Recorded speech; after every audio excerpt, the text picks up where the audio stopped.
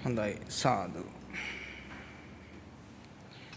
2022 වසරේ 8 වෙනි මාසේ 21 වෙනිදා විපස්සනා භාවනා දේශනා වැඩසටහන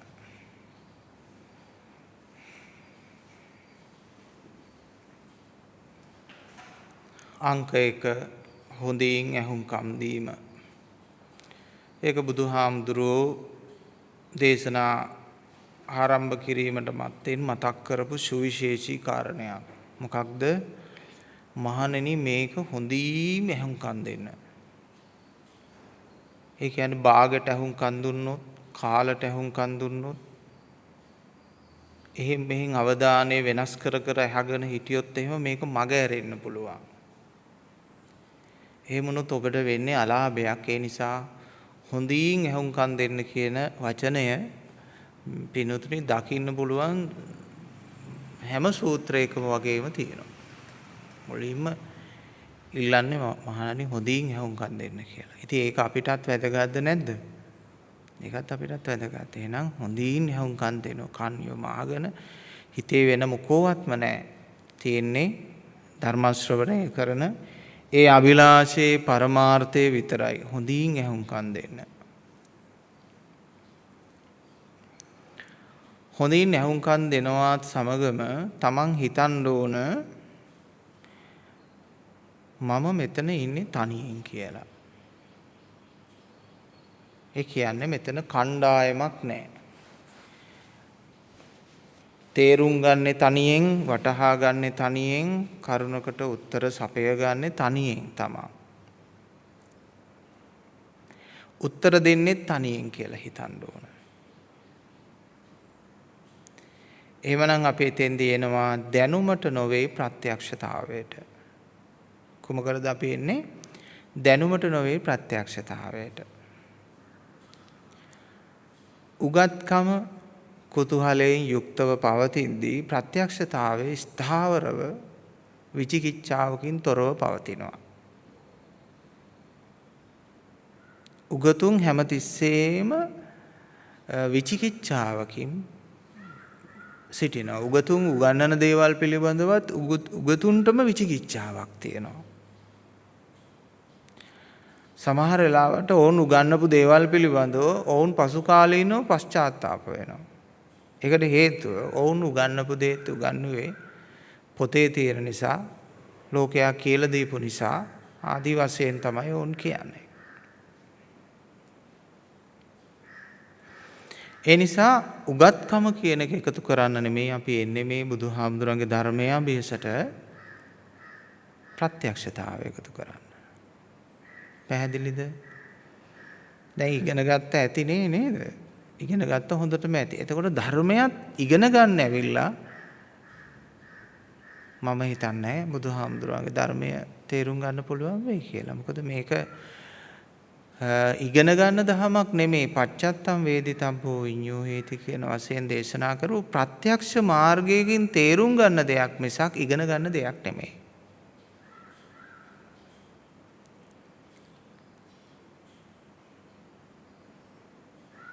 ඒක කොහොමද ඒක කියලා දෙන්න පිනතුනේ? ඉගෙන ගන්න බැරි දේවල් මේ ලෝකේ තියෙනවා.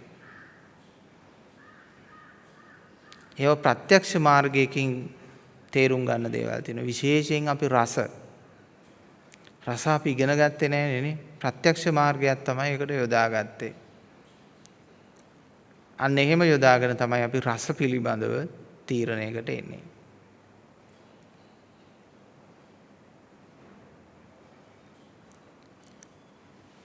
එහෙමනම් අපි උත්තරයක් සපය ගන්නකොට, උත්තරයක් ලබා ගන්නකොට, උත්තරයක් ප්‍රකාශ කරනකොට අපි හිතන්නේ මම තනිවයි සිටින්නේ. මේ ධර්ම සංචාරයේ, මේ ධර්ම ගමනේ මා තනිවයි සිටින්නේ.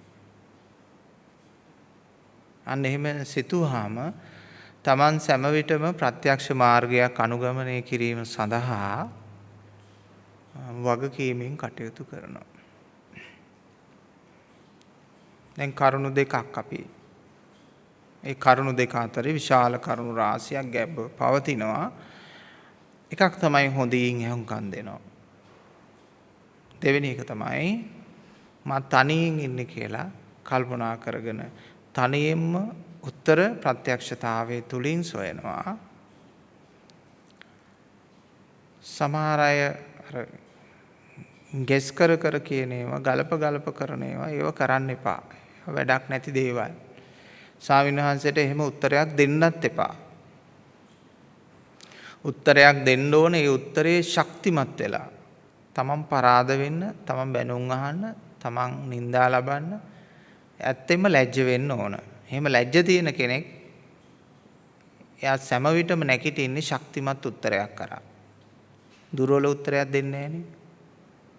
ඒක මම මගේ ජීවිතය තුලින් දැකපු දෙයක්. මම ලේසියෙන් උත්තරයක් දුන්නේ නැහැ ඒ කාලේ. මොකද හේතුව උත්තරේ හොඳටම ගොනු කරගෙන තමයි උත්තරේ දෙන්නේ. පෙර ඇසූ පරිදි මතක තියාගෙන උත්තර දුන්නෙත් නැහැ. එහෙම දෙයක් දුන්නා මේක මගේ උත්තරයක් නෙමෙයි කියලා මම දන්න නිසා. ඒ වගේම අනුමානෙට ඔහේ උත්තර දෙන්නේ. එතකොට විහිළුවක් බවට පත් වෙනවා.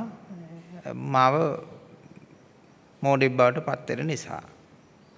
ඒ නිසා හැම විටම ශක්තිමත් උත්තරයක් පිළිතුරක් මං ගොනු කරමින් සිටියා. ඒකට කියන්නේ විදර්ශනාව කියලා. ශක්තිමත් උත්තරයක් සොයමින් සිටියා. ඒකට කියන්නේ විදර්ශනාව කියලා. එහෙනම් ඔබත් කරන්න ඕන කොහොමද?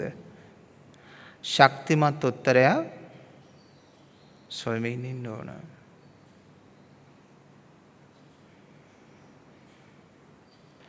තථාගතයන්න් වහන්සේගේ ධර්මය අරුමයක් නෙමෙයි. ඔය හැම ගාථාවකම හැම සූත්‍රයකම හැම තැනම නිවන තියෙනවා. එතකොට ඇයි අපිට අවබෝධ වෙන්නේ නැත්තේ? අපේ හිත ඒ ආකාරයට ධම්මානුධම්ම ප්‍රතිපatti නොකිරීම. භික්ෂු භික්ෂුණී උපාසක උපාසිකා කියන මේ සිව්වනක් පිරිසගේම වරද තමයි ධර්මයේ තියෙනවා. ඒකේ අභ්‍යාසයේ නොයදීම. දැන් පොල් ගස් තිබ්බට හැමෝටම පොල් ගස් නගින්න බෑනේ. ඇයි නගින්න බැරි? ගහේ වරදක් නිසා. ගහ තියෙනවා නගින්න බැරි, අභ්‍යාස කරලා නැහැ ගහට ගොඩ වෙන්න.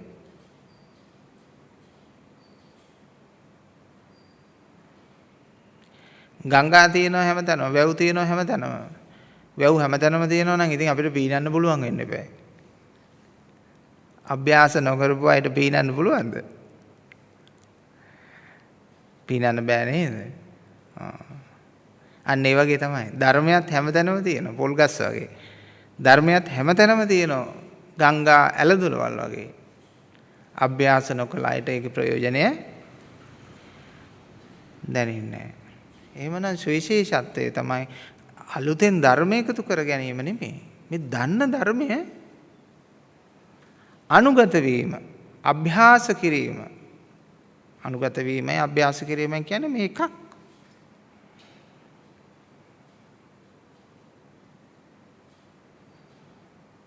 පුහුණු වෙනවා, පුරුදු වෙනවා. ඉතින් බුදුරජාණන් වහන්සේ පින්නතුනේ ඒ කාලේ ලබා දුන්නු කර්මස්ථාන මතක් වෙනකොට හරි ලස්සනයි.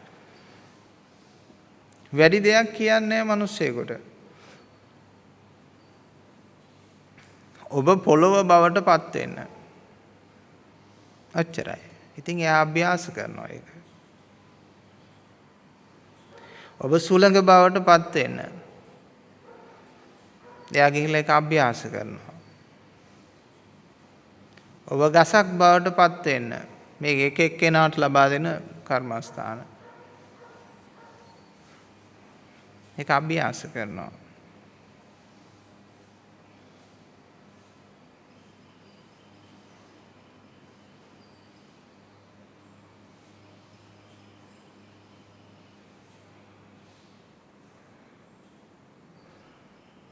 දුටු දේ දුටු පමණයි. එතන ඉඳලම ඒක ගැඹුරින් තේරුම් අරගෙන අභ්‍යාස කරනවා.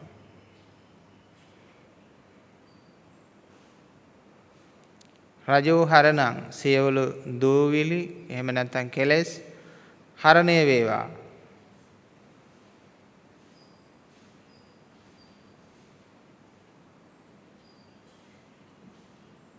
බැඳීම් කුණු දුහුවිලි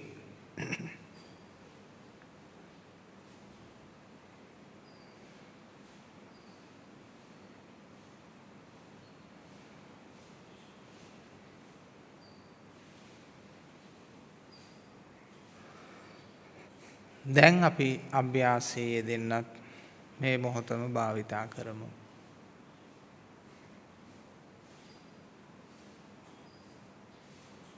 ඔබ කිසිවෙක් නොවී සිටින්න. ඔබට ලැබෙන උපදේශය තමයි මේ මොහොතේදී ලැබෙන උපදේශය තමයි කිසිවෙක් නොවී සිටින්න. කිසිවෙක් නොවී සිටිනවා කියන එක ගැඹුරින් තේරුම් ගන්න. ඔබ ස්ත්‍රියක් වෙන්න එපා, පුරුෂයෙක් වෙන්න එපා. මොනම චරිතයක්වත් චරිත ගති ලක්ෂණයකටවත් පාත්‍ර වෙන්න එපා. ඔබ කුඩා ළමයෙක්වත් මහලු කෙනෙක්වත් මැදිවියේ කෙනෙක්වත් නෙමෙයි, ස්ත්‍රියක්වත් පුරුෂයෙක්වත් නොවේ. කෙනෙක් නොවී ඉන්න. ඒ වගේම බලන කෙනෙක්වත් පේන කෙනෙක්වත් දකින කෙනෙක්වත් නෙමෙයි. කෙනෙක් නොවී සිටින්න. කිසිවෙක් නොවී සිටින්න. එයයි ඔබට ලැබෙන කර්මස්ථානය. පුහුණු කරන්න, අනුගත වෙන්න.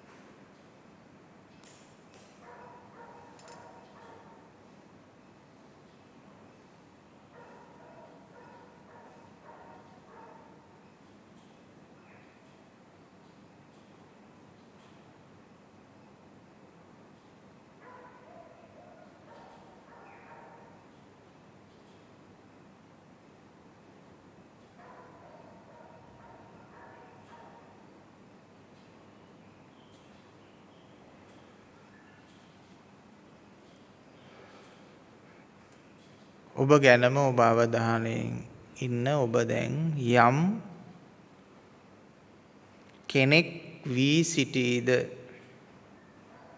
එහෙමනම් අනුශාසනය කිසිවෙක් නොවන්න. එහෙමනම් ඔබ අර කෙනා අස් කරගන්න ඕන. කෙනා වශයෙන් බැලන ස්වභාවය, කෙනා වශයෙන් හිතන ස්වභාවය, කෙනෙක් වශයෙන් ග්‍රහණය කරන ස්වභාවය වගේ දෙයක් තමයි ඔබට කෙනෙක් හැටියට දැනෙන්නේ.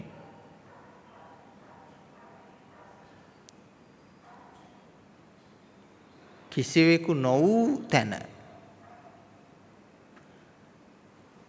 ග්‍රහණය කරන්නේ, දකින්නෙක්, බලන්නෙක්, ක්‍රියා කරවන්නෙක් කම්මස්සකාරකෝ නත්ති.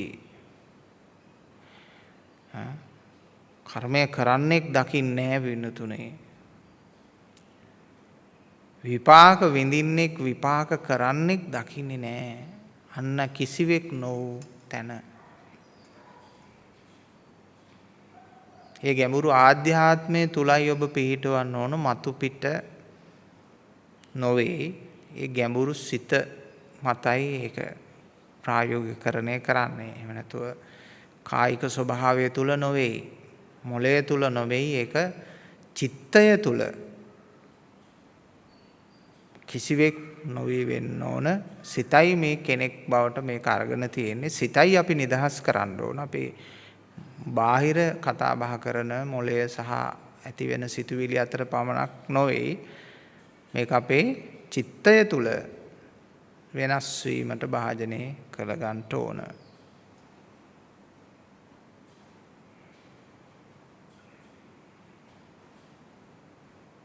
බලන්න ඔබේ සිත ලබා දෙන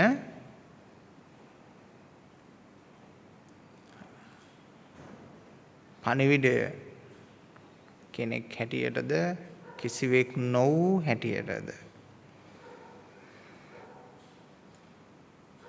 සිත ගැනම අවධානයෙන් ධර්මය අනුගත කරන්න.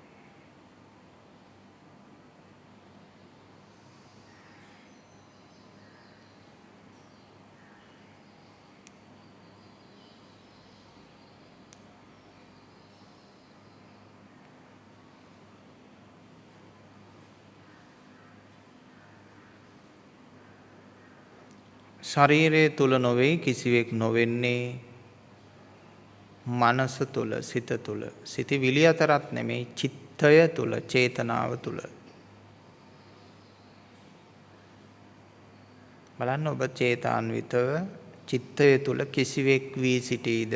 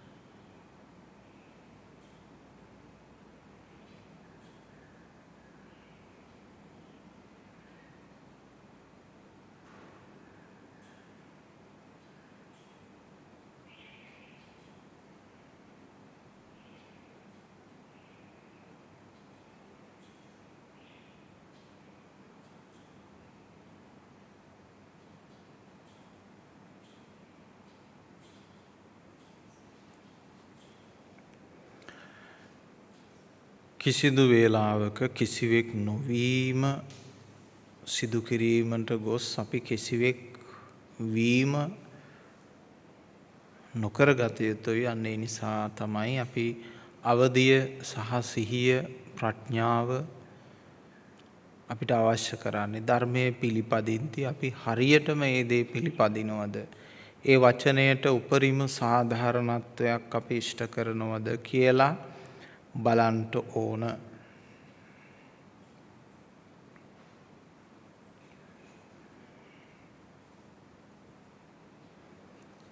අපි දැනුමින් ලබා දෙන්නවට වඩා අත්දැකීම් තුළ ඔබ ලබා ගන්න එක තමයි ගොඩාක් වටින්නේ. ධර්මයේ සම්බන්ධයෙන් කටයුතු කරද්දී.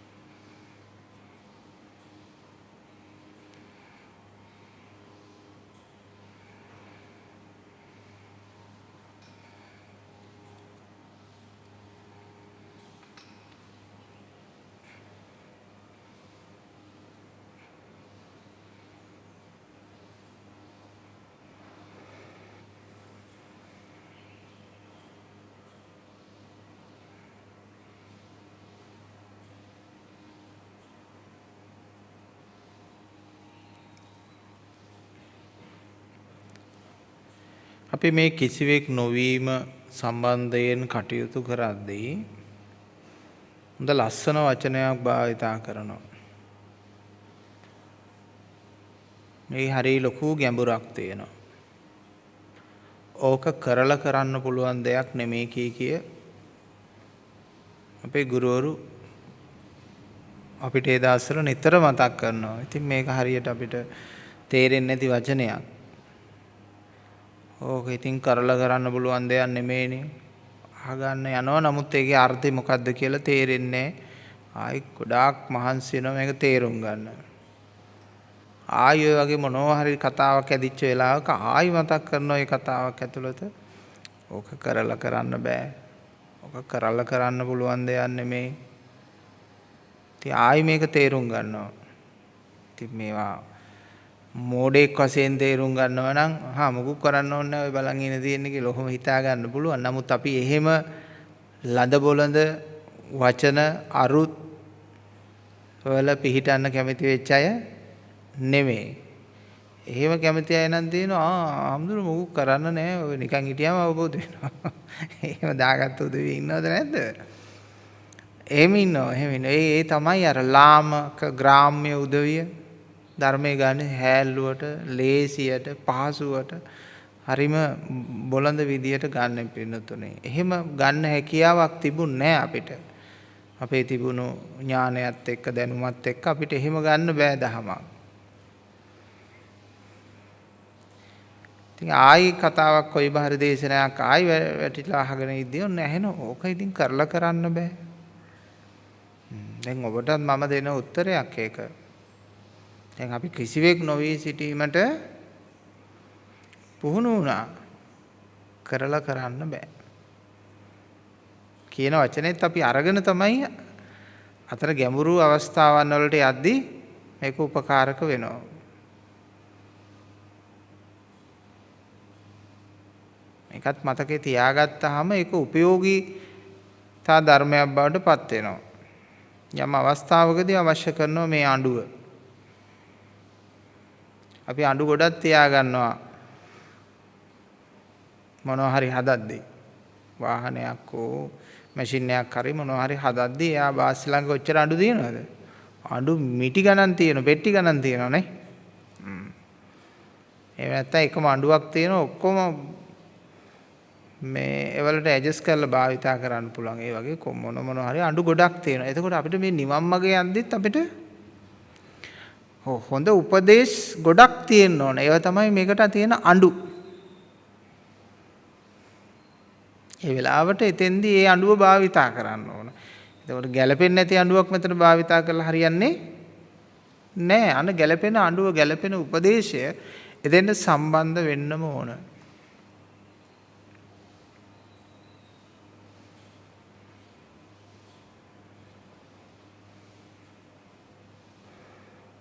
හොඳ උපදේශයක් කරලා කරන්න බෑ. දැන් ඒක ටිකක් ගැඹුරින් හිතන්නකෝ පින්නතුන්. මොකද්ද මේ කිසිවෙක් නොවීම. එහෙම නැත්නම් මමෙක් නැති ස්වභාවයට පත් වෙන්න බෑ කියන එක නෙමෙයි කියන්නේ කරලා කරන්න බෑ. ඇයි මේක කරලා කරන්න බැරි? දැන් මේ ලෝකේ හැමදේම අපි කරන්නේ හිතලා.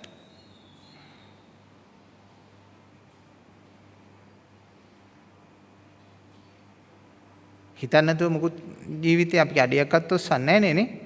දැන් අපි මෙහෙම අතක් ඔසවන්නත් හිතන්න ඕන. ඒ හිතක එන මොලේ ඇති කරන සංඥාවකින් තමයි අත එසවෙන්නේ.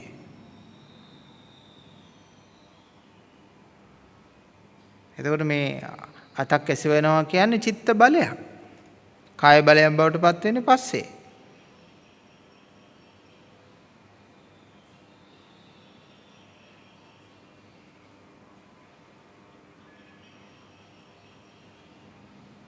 දැන් මේ මොහොතේත් මේ පවතින්නේ චිත්ත බලයක්.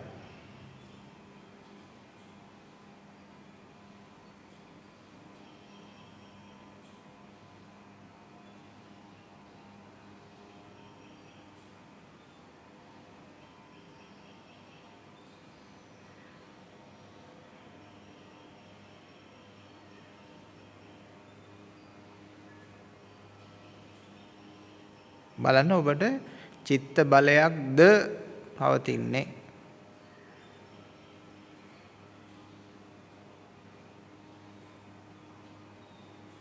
ඔබ ඔබේ සිත දෙසම අවධානය යොමු කරන්න. දැනුම දෙස නොවේ. ඔබේ සිත දෙස. සිත මේ මොහොතේ ස්වභාවය, හැඩය, ක්‍රියාව, ලක්ෂණය මොන වගේදයි බලන්න.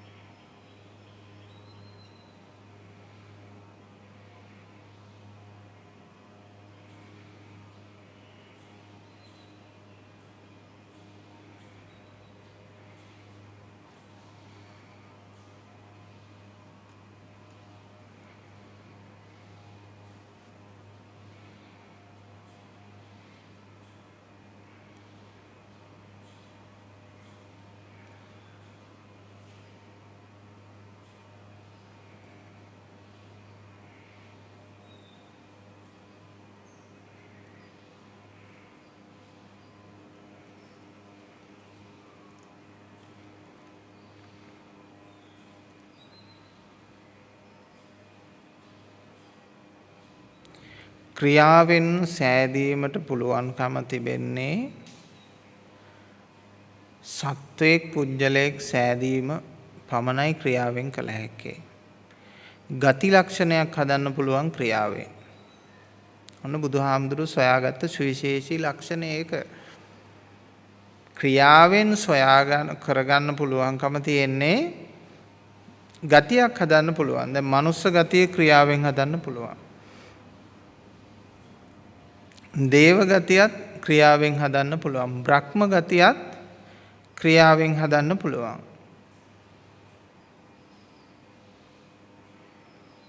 බ්‍රහ්ම ගතියත් ක්‍රියාවෙන් හදන්න පුළුවන්. තිරිසන් ගතිය ක්‍රියාවෙන් හදන්න පුළුවන්. නිර සත්ව ගති පවා ක්‍රියාවෙන් හදන්න පුළුවන්. එතකොට ක්‍රියාවෙන් හදන්න බැරි දෙයක් තියෙනවා. ඒක හැබැයි එක්තරා අවස්ථාවකදී ගන්න අඬුවක් විතරයි.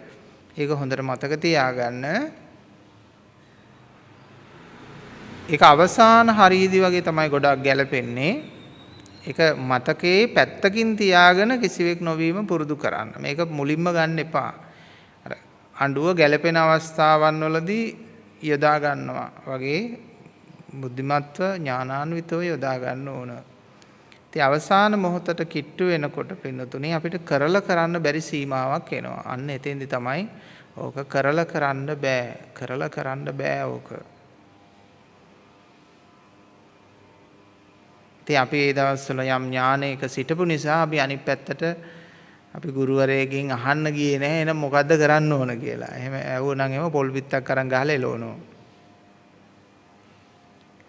නේද? කරලා කරන්න බෑ කියලා කිව්වට පස්සේ ආයි කෙනෙක් අහනවා නම් එහෙනම් අපි මොකද්ද කරන්න ඕන කියලා ඇත්තට මෙයාට පොල් පිටක් අරන් ගහලා එලවනවා. හැරෙන්න වෙන කරන්න දෙයක් නැහැ නේ. මොකද ඒ තරම් ඒක හරි මේ කරුණු කාරණා තේරුම් නොගත්ත ප්‍රාථමික චින්තනයක් කියලා තේරෙනවා.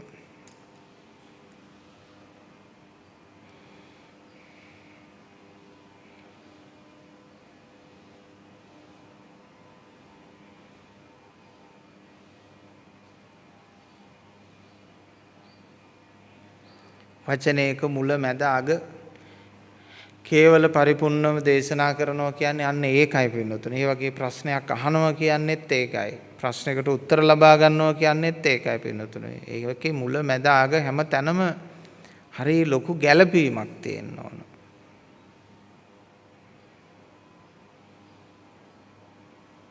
දේශනාවට ධර්මයට ගලප ගන්න. එක කාරණයකට පමණක් නෙමෙයි. ඔබ යම් ක්‍රියාවක පිළිපදිනකොට ඔබේ ආධ්‍යාත්මික මෙහෙයවීමක මෙතෙක් ඇසූ සද්ධර්මයෙන් මෙතෙක් ඇසූ ප්‍රත්‍යක්ෂතාවය මුල් කරගෙන මෙතෙක් දේශනා කරන ලද ධර්මයෙන් ඇසූ සියලුම ධර්මයන් වලට ගලපා එය පිහිටවා ගන්න. දැන් ස්වාමින් වහන්සේ දැන් රෙකෝඩින් තියෙනවා 2011 විතර ඉඳලා පින්නතුන්ට අහන්න. ඒ වගේම මම 2022 ඉඳලම 2022 ඉඳලා නෙමෙයි 2002 ඉඳලම අපි 2022 දක්වා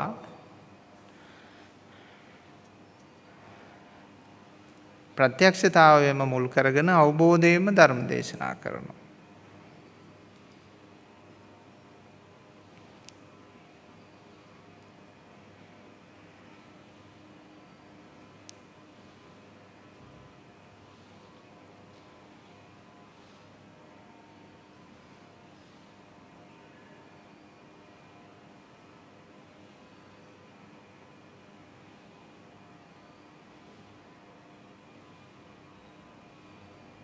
ඒ 2021 අගභාගයේ ඉඳලම දේශනා කරනවා ප්‍රත්‍යක්ෂතාවය මුල් කරගෙනම.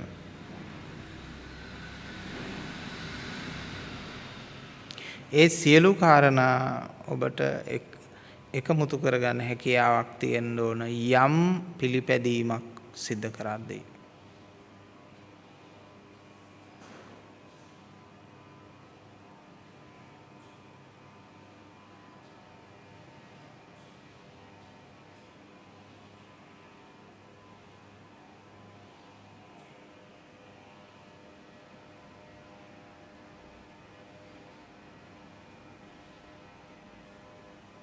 තමන්ගේ මනසේ මේ මොහොතේ කරන කාර්ය කුමක්ද කියලා තේරුම් අරගෙන අන්නේ කාර්යයට අවශ්‍ය කරන අඩු ටික පමණක් එතෙන්ට ගෙනියනවා. එච්චරයි.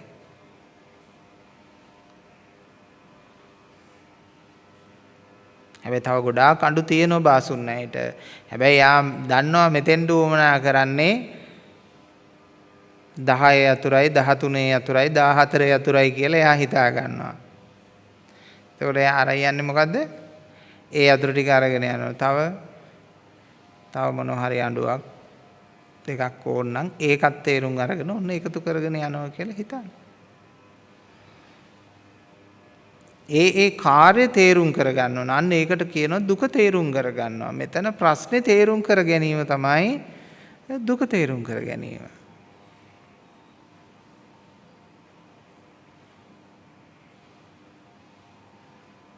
විවිධ උපාය මාර්ග අනුගමනය කරනවා. බාසුන් නැහැ කෙනෙක් හිර වෙච්ච නට් එකක් ගලව ගන්න. බුදුහාමුදුරේ කාලේ උපමා කරා කම්මල් කරුවෙක්. කම්මල් කරුවා මලකඩ යවන්න විවිධ උපාය මාර්ග අනුගමනය කරනවා.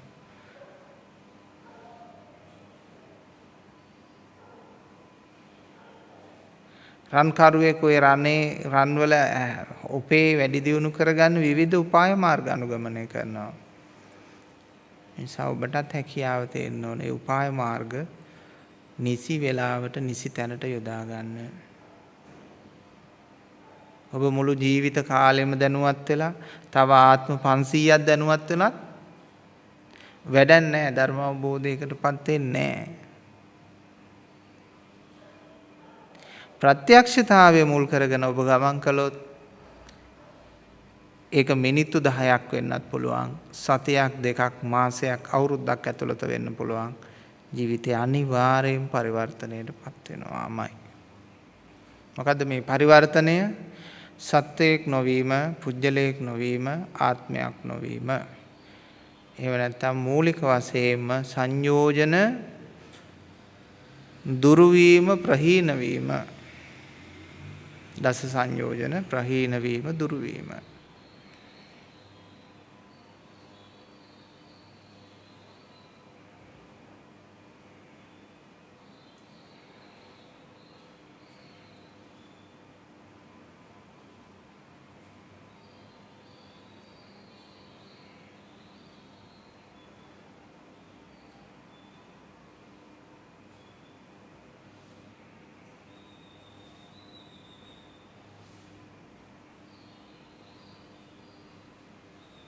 කිසිවෙක් නොවූ කෙනා.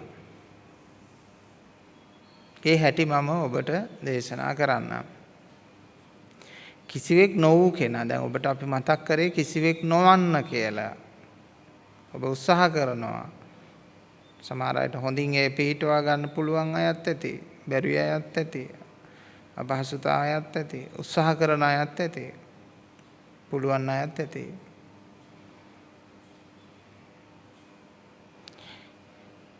කිසිවෙකු නොවූ කෙනා ප්‍රධාන ලක්ෂණය ඒ සිත මේ ලෝකයේ ඇලෙන්නෙත් නෑ, ගැටෙන්නෙත් නෑ.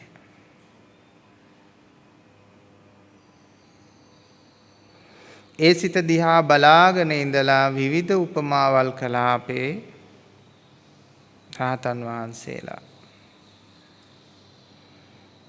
මොන වගේ උපමාද? අනේ ස්වාමීනි මේ හිත දැන් නෙළුම් පතක් වගේ. මේකට මහා ධාරානිපාත වැහි වහිනවා. තෙත් වෙච්ච ස්වභාවයක්වත්, වතුර බිඳුවක් අල්ලගත්තු ස්වභාවයක්වත් දක්නට නැත. නෙළුම් පත වාගේ හිතක්. බලන්න කොච්චර ලස්සනද කියලා හිත.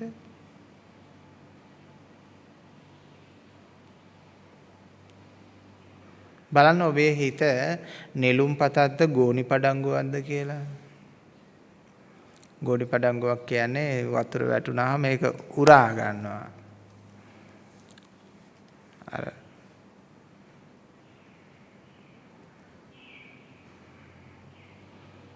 පුළුන් කැබැල්ලක් වගේද, ගෝනි පඩංගුවක් වගේද, එහෙම නැත්නම් නෙළුම් පතක් වගේද කියලා බලන්න. මොන වගේද ඔබේ සිත?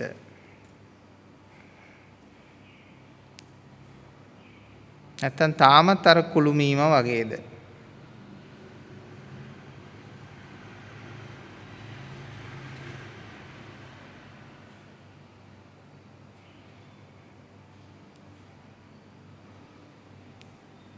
නෙළුම් පතක සුවය විඳින්න.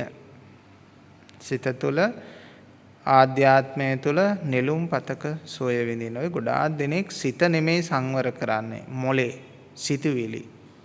ඒක වැඩක් නෑ පින්නතුනේ. ඒක తాවකාලිකයි. ඒක සමත භාවනාවේ සීමාවට ඒක හසු වෙන්නේ. සමතේ කරන්නෙත් ඒකනේ. චිත්තය ගැන වැඩි අවධානයක් ඇති කරගන්නේ අර මොලේ සීමාවේ හිත ඒකාග්‍ර කරනවා. එවිට අර හිත පේන්නේ නැති වෙන්නේ ඒක වහලා දානවා. උඩ හොඳ සමාධියක් මවාගෙන ඉන්නවා.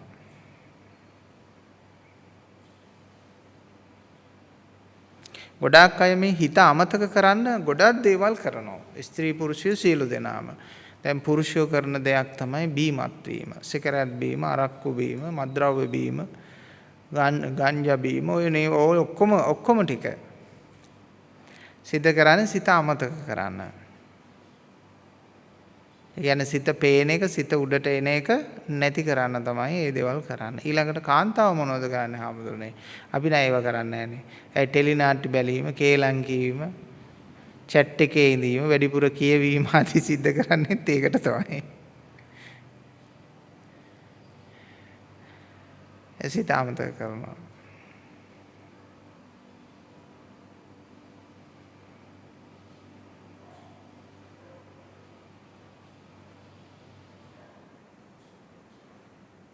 ඊට පස්සේ අර සිතෙන් එන කතාව අමතක වෙලා අපිට පිටින් තියෙන කතා ගොන්නක ප්‍රශ්න ගොඩක තමයි ජීවත් වෙන්නේ.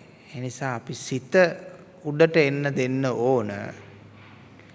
හිතට උඩට දෙන්න ඇවිල්ලා ඉඩ දීලා ඊට පස්සේ මලකඩ කාපු වාහනයක් වගේ වෙන්න පුළුවන් මේක. දිරාපු වාහනයක් වගේ වෙන්න පුළුවන්. මුහුදු වෙරළක අතහැරලා දාපු අවුරුදු ගානක අතහැරලා දාපු වාහනයක් වගේ වෙන්න පුළුවන්. නමුත් ආයි මලකට කඩලා මේක හදා ගන්න ඕන. මේක තමයි සාංශාරික සිත. ගොඩාක් අය මෙලව සිත. මේ පංචස්කන්ධෙත් එක්ක පවතින සිත. කාය විඥානික පද්ධතිය. ආසිතව පවතින සිතවිලි පද්ධතිය පාලනය කරගත්තට අර සාංශාරික විඥානය හදාගත්තේ නෑ. සාංශාරික විඥානය හදන්න ඕනේ. එයයි ප්‍රබල. ඊට පස්සේ පින්නතුනි මතු පිටින් ඇති වෙන දේවල් ඒව කොහොමත් වෙනස් වෙවි යන දෙයක්. අර ගතියක් හැටියට, ප්‍රධාන ගතියක්, ලක්ෂණයක් හැටියට පවතින ඒ සිත තමයි උදුරා දාන්න ඕන.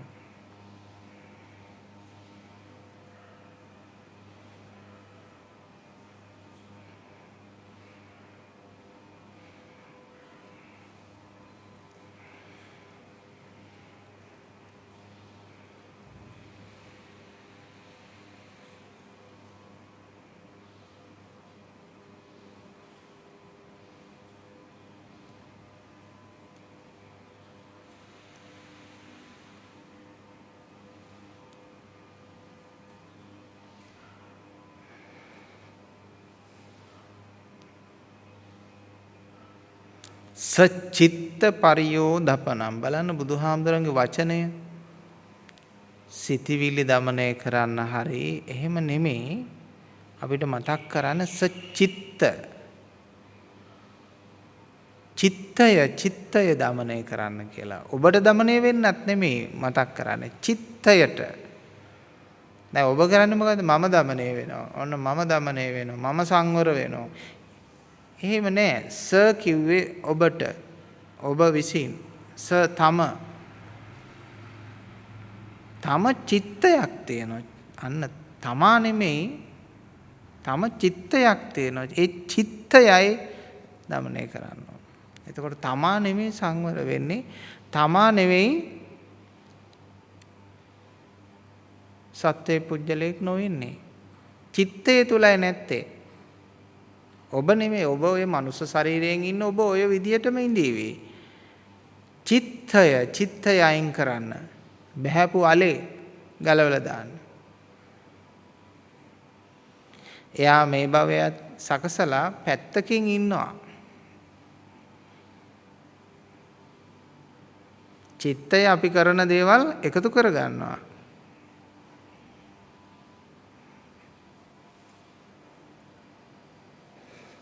චිත්තය මිනිස්යාගේ සියලු දෙනාගේම එකයි. ආගම වෙනස් වුණාට, ජාතිය වෙනස් වුණාට, වර්ගය වෙනස් වුණාට, කරන කියන දේවල් වෙනස් වුණාට චිත්තය එකයි. චිත්තය හඳුනන්නේ කරන දෙයට රිටර්න් එකක් දෙන්න. ප්‍රතික්‍රියාවලියක් කරන්න බමනයි.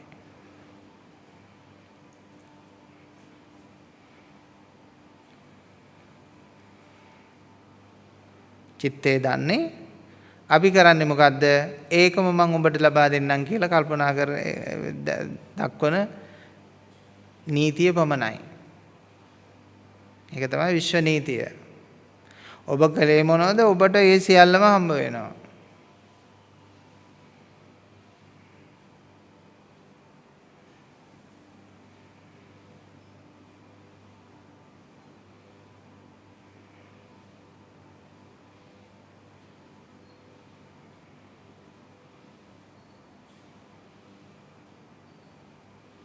ඒ නිසා අර ප්‍රාර්ථනාව හැමදාම කරන්න මා කරපු සියලුම දේවල් මට ඵල දේවා කියලා හිතන්න. මං කරපු පවුත් මට ඵල දේවා, මං කරපු පිනුත් මට ඵල දේවා කියලා හිතන්න. එහෙම හිතන්න පුළුවන්.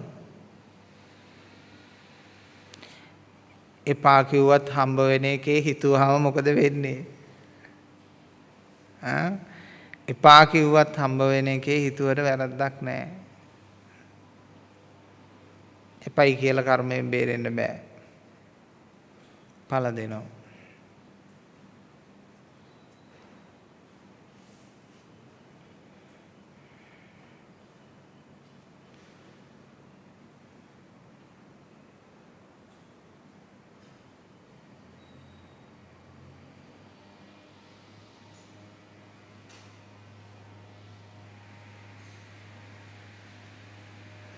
එහෙමනම් බුදුවරුන්ගේ ධර්ම කාය කියන ස්වභාවයට, රහතුන්ගේ ධර්ම කාය කියන ස්වභාවයට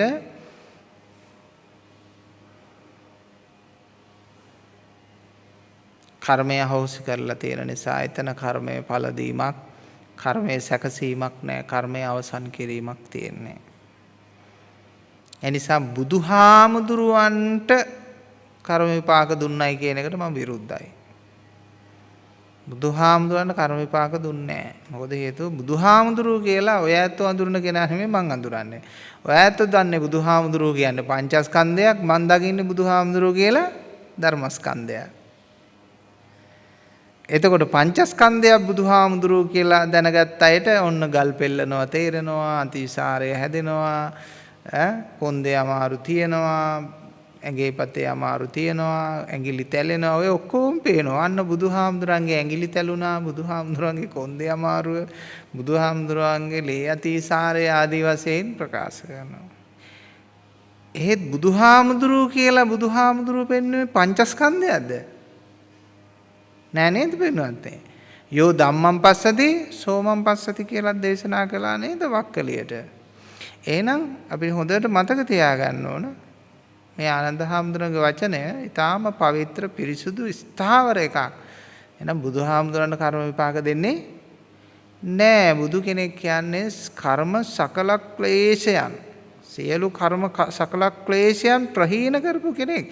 ශේෂයක් තබාගෙන ප්‍රහීන කරපු කෙනෙක් නොවේ. කවුරු හරි කියනවා නම් එක තැනක කර්ම විපාක දුන්නයි කියලා එයාම එයාගේ වචනේ අනිත් පැත්තෙන් නොගැලපීමක් ඇති වෙනවා. එහෙනම් බුදුහාමුදුරුවෝ කර්ම සියල්ලම ඡය කරලා නැහැ. ඒකයි විපාක දෙන්නේ ඔය කියලා කිව්වොත් එහෙම කට උතර නැති වෙනවා. ඥානවන්තයෙකුට නම් කතා කරන්න බැරි වෙනවා. මෝඩයෙකුට නම් කතා කරන්න පුළුවන් වෙයි. මොකද මෝඩයෙක් එකක් මුලක් දිගක් පළලක් නැහැනේ ඔය කියවනෝනේ. ඥානවන්තයෙක්ගේ කට නිහඬ වෙයි.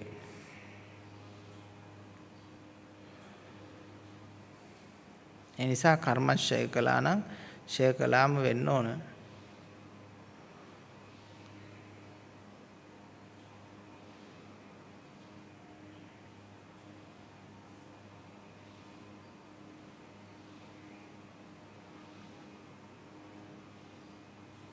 බුදු කෙනෙක් කර්ම කරන්නෙත් නැහැ. බුදු කෙනෙක් කර්ම විපාක දෙන්නෙත් නැහැ. දැන් බුදු කෙනෙක් කියන්නේ මහා කරුණික කෙනෙක් පින්නතුනේ. බඩ කෙනෙක් භික්ෂුන් වහන්සේ කෙනෙක් ආවොත් එහෙම ඒ භික්ෂුන් වහන්සේගෙන් අසනෝ දානි වළඳලාද හිටියේ. නෑ භාග්‍යතුන් වහන්සේ දානි වැරදුනා. මං වළඳපු එකෙන් ටිකක් ඉතුරු වෙලා තියෙනවා. දෙන්නද? ඒක සිය කැමැත්තෙන් දෙන්න බෑ. මෙන්න කන්න කියලා දෙන්න බෑ. අහලා තමයි දෙන්න ඕන. මොකද ඉඳුල් බත් ටිකනේ. මං කාපේ වළඳපු එකෙන් ටිකක් ඉතුරු වෙලා තියෙනවා දෙන්නද? හතරෙන් එකක් විතර. පොඩි ප්‍රමාණයක්. භාග්‍යවතුන් වහන්සේගේ කැමැත්තක් කියලා ප්‍රකාශ කරාම ඉතින් බොහෝම සන්තෝෂෙන් අරන් ඒක වළඳනවා. එහෙව බුදුහාමුදුරුවෝ. හැබැයි මේ අපේ මිනිස්සු වගේ පින් කරනවා වගේ පිනක් කරේ නෑ. මහා කරුණාව එකයි. ඒ නිසා පින්පව් ඕනම නෑ මිනිස්සෙකුට සත්භාවය කරන්න. ඒ නිසා මේ කර්ම නොකරනවා කියන එක සමහර අය වාසියට පව් කරන්න හදා ගන්නවා. අපි එක හාමුදුරු කෙනෙකුත් හිටියා. ඒ හාමුදුරු මුකුත් පිනක් දහමක් කරන්නේ නැහැ. මම අහුවා මොකද කියලා. සසර දික් වෙන ඕක කරන්න හොඳ නැහැ කියනවා. ඉතින් බලන්න ධර්මයේ වරදවා ගත්තොත් එහෙම කොච්චර විපත්ති සැලසෙනවද? හැබැයි ඒ හාමුදුරුවෝම කියනවා පිනක් කරන්නේ කර්මය මේ සසර දික් වෙනවා පින් කරාම කියලා. අනිත් අය පිනට දෙන දාන ටික වළඳනවා. සමහරලාට ඉතින් මස් මාංශ නැතුවමත් බැරි වෙනවා. එතකොට බලන්න කොච්චර ධර්මයේ පටලවා ගත්ත අයද කියලා.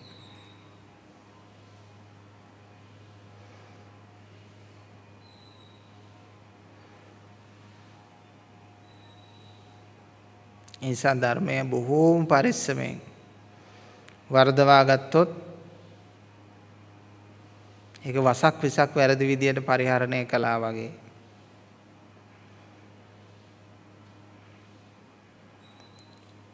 බුදුහාමුදුරුවෝ පෙන්වන්නේ ධර්මයේ පරිස්සමෙන් පරිහරණය කරන්න ඕන.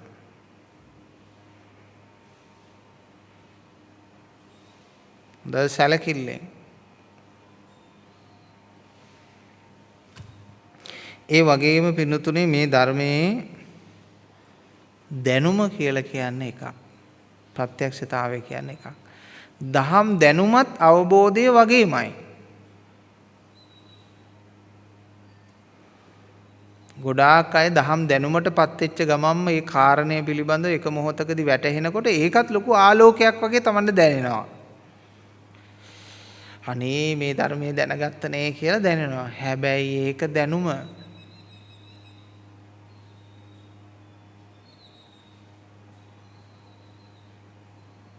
ඒක අර දිසානතිය අඳුනගත්තා වගේ ස්වභාවයක්. දිසානතිය අඳුනගත්තාමත් අර පාර වැරදිලා ඉන්න කෙනාට එයාට ලොකු සතුටක් දැනෙනවා. හැබැයි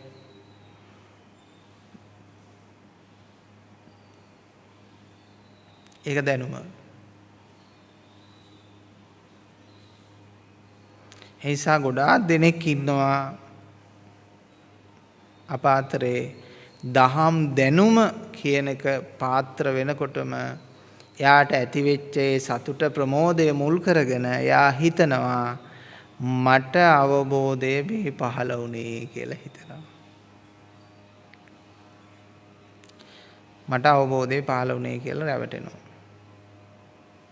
එහෙම රැවටුණාට පස්සේ අර හිතේ ඇතුලේ තියෙන මාන්න, උද්ධච්ච, අවිද්‍යාව, විචිකිච්ඡා ඔක්කොම තියෙනවා. මට වැටහුණා, කාරණේ වැටහුණා, තේරුණා මටනේ. ඔව් කොහොමත් හරි කියන විදිහෙම හරි මට වැටහුණා.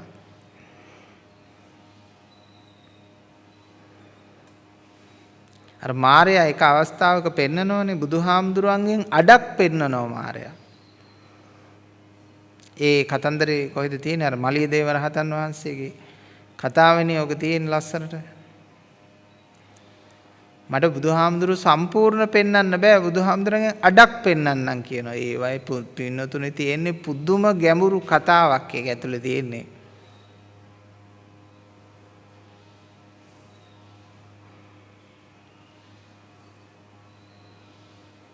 මහා ඍෂිවරුන් විසින් දකින මේ තථාගත ධර්මය කාන්තාවන් විසින් කෙසේ දකින්නද කියලා. ඉතින් මාරයම අහන්නේ ඒකනේ.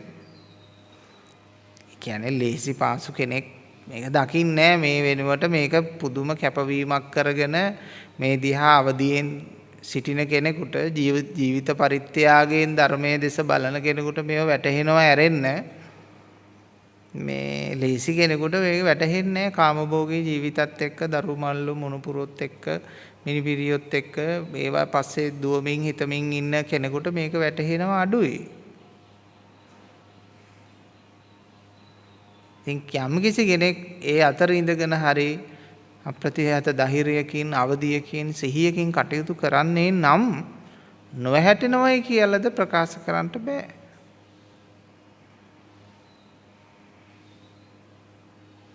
එනිසා දැනුම තුලදී අර අඩ පහළ වීමේදී බුදුන් දැක්ක කියලා හිතන්න එපා. බුදුහාමුදුරන්ගේ අනිත් අඩකෝ.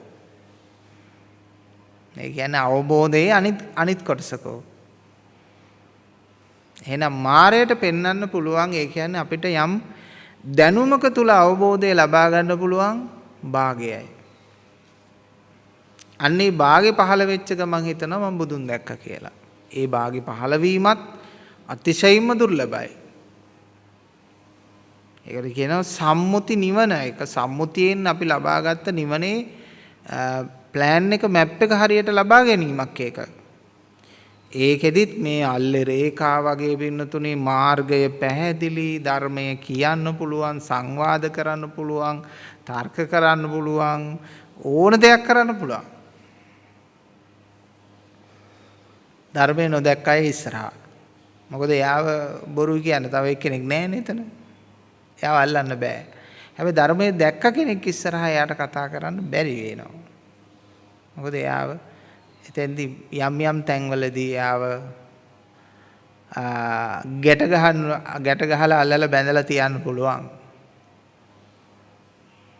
ධර්මයේ දැක්ක කෙනාට මුළු ගන්නවන්න පුළුවන් එයාව. වචන කීපයකින්. ඒ නිසා දැනුම කිසි විටක හිතන්න. අපි හිතමුකෝ ඔබ හිතන්නකෝ ඔබට හරි මම දැන් ඔන්න ප්‍රත්‍යක්ෂම අවබෝධය ආම්දුරනේ. ආයි සැකම නැහැ කියලා. මං කියන්නේ ඒත් එපා ඔබ අවබෝධය කියලා හිතන්න. එහෙම හිතුවොත් ඔබට අවබෝධය නැති වෙනවා. එහෙම සිතුවිලි පහළ වෙනවා නම් එතනම ඔබට අවබෝධය නැහැ. මං අවබෝධිතයි පරිපූර්ණයි කියලා සිතුවිලි පහළ වෙනවා නම් ඒ කියන්නේ ඔබට අවබෝධය නැහැ. තේරුණාද? මම පරිපූර්ණයි මං දැන් අවබෝධිතයි කියලාම ඔබට යම් අදහසක් පහළ වෙනවා නම් එතනම අවබෝධය නැහැ. ඇයි එහෙම නැති වෙන්න හේතුව?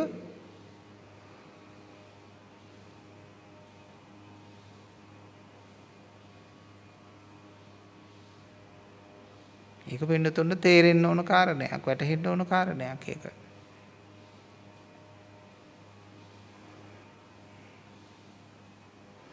ඒ නිසා ඒ දැනුම් මාත්‍රය තුල කවදාවත් රැවටෙන්න එපා. තමන්ගේ චිත්තය ඇතුලේ කවුරු හරි කෙනෙක් ඉන්නවා නම් අන්න එයාව එළියට දාගන්න මහන්සි වෙන්න. ඒ කියන්නේ මෙතනින් උගුල්වල දාන්න, අයින් කරලා දාන්න. ඒ කියන්නේ සක්කාය දිට්ඨික ස්වභාවය චිත්තය තුලින් ඈත් කරලා දාන්න මහන්සි වෙන්න. අන්න එතකොට භවයේ සුවපත් වෙනවා, සංසාරේ සුවපත් වෙනවා. නැත්තම් චිත්තය හෝම තියෙනවා, දැනුම තුල ඉන්නවා. හැබැයි දැනුම තුල ඉඳීමෙනුත් සතර අපායෙන් බේරෙන්න පුළුවන්. හැබැයි අර චිත්තය සම්පූර්ණයෙන් සක්කාය දිට්ඨි විචිකිච්ඡා ඉවත් කරගත්තේ නැති තැන දැනුම තුල හිටියත් වැඩක් නැහැ. පාප මිත්‍ර සේවනයක්, පාපී ආගමක් ධර්මයක වැටුනොත් එහෙම එයා පව් කළා විනාශ වෙලා පස්සේ ආයි සතර අපාගත වෙනවා. ධර්මයේ තුල මේ ආත්ම භාවයේ තුල සද්ධා මාත්‍රයක් හරි තිබුණොත් එයා ඒකාන්තයෙන් මේ ආත්මෙන් සුගතිගාමී කරන්න පුළුවන්. ඒක බලවත්. හැබැයි නියත සම්බෝධි පරායනයට එන්න අනිවාර්යයෙන්ම සතර අපායේ නිදහස් වෙන්න සද්ධර්මයේ ප්‍රත්‍යක්ෂ කටයුතුයි.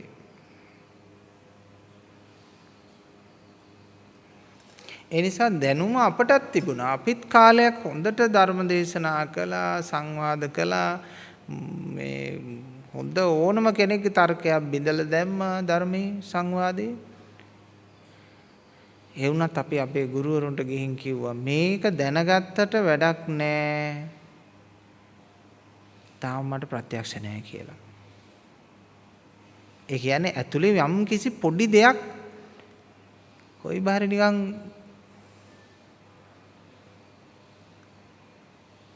අර ඇඳුමේ වුණත් පෙනෙන පොඩි ලොකු කට්ටක් වෙන්න ඕනේ නැහැ. නිකන් තුත්තිරි කට්ටක් වුණත් ඇඳුමක කොයි බාහිර තැනකින් වදිනකොට නිකන් ඉද්දෙනවනේ නේ. පොඩ්ඩක් රිදුම් දෙනවා. වැඩි මහා විශාල එකක් නෙමෙයි ඒක. මේ තුවාලයක් ඇති කරන මහා විනාශය එකක් නෙමෙයි. මේ බොහොම මේ ඇහැට පේන්නේ බොහොම පොඩියට මේ තුත්තිරි ගහක මේ උලක්. මේක මේ එන්නකොට මේක දැනනවා. එතකොටත් අපි මොකද කියන්නේ? මට මොකක් හරි එකක් දැනෙනවා. අපි ඒක පරීක්ෂා කරලා බලනවා. බලනකොට මේ පොඩි බොහොම පොඩි දෙයක්. අයියෝ මේ පුංචි දෙයක්. අන්න ඒ වගේ පින්නතුනේ තමන්ගේ හිත ඇතුලේ තමන්ට දැනෙනවා තමන්ගේ සක්කාය ස්වභාවයේ තියෙනවා නම් මමත්ව ස්වභාවයේ තියෙනවා නම් අර බොහෝම සියුම් වශයෙන් තුත්තිරි කට්ටක් ඇඟට දැනෙනවා වගේම අරක දැනෙනවා අපිට. මෙතන ඉන්නෝ පුජ්‍යලයා ඉන්නෝ කෙනා ඉන්නෝ මම ඉන්නෝ තාම මගෙන් නිදහස් නෑ මම මගෙන් නිදහස් වෙන්න ඕනේ. මම මගෙන් නිදහස් වෙන්න ඕනේ කියලා කල්පනා කරනවා.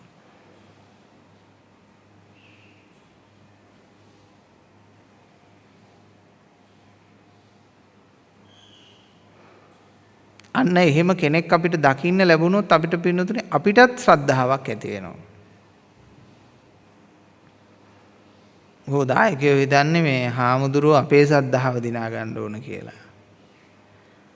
ඔව් ඉතින් කන්න බොන්න ඉන්න හිටින්නේ ඇඳුම් බැලඳුම් ටික හාමුදුරුවන්ට එකතු කරගන්න, වාසස්ථානේ හදාගන්න, බෝධි ප්‍රකාරය හදාගන්න, වටේට තාප්පේ ගහගන්න, දායකයෝ පහදව ගන්න ඕන තමයි. හැබැයි මතක තියාගන්න මෙහෙදී ඒක නෙමෙයි වෙන්න ඕන. සම්මා සමාධි යාත්‍යන්තර භාවනා මධ්‍යස්ථානයේදී වෙන්නේ ඒක එහෙම නෙමෙයි වෙන්නේ. දායකයෝ විසින් හාමුදුරුවෝ ශ්‍රද්ධාවන්ත කරගන්න ඕන. තේරුණා නේද?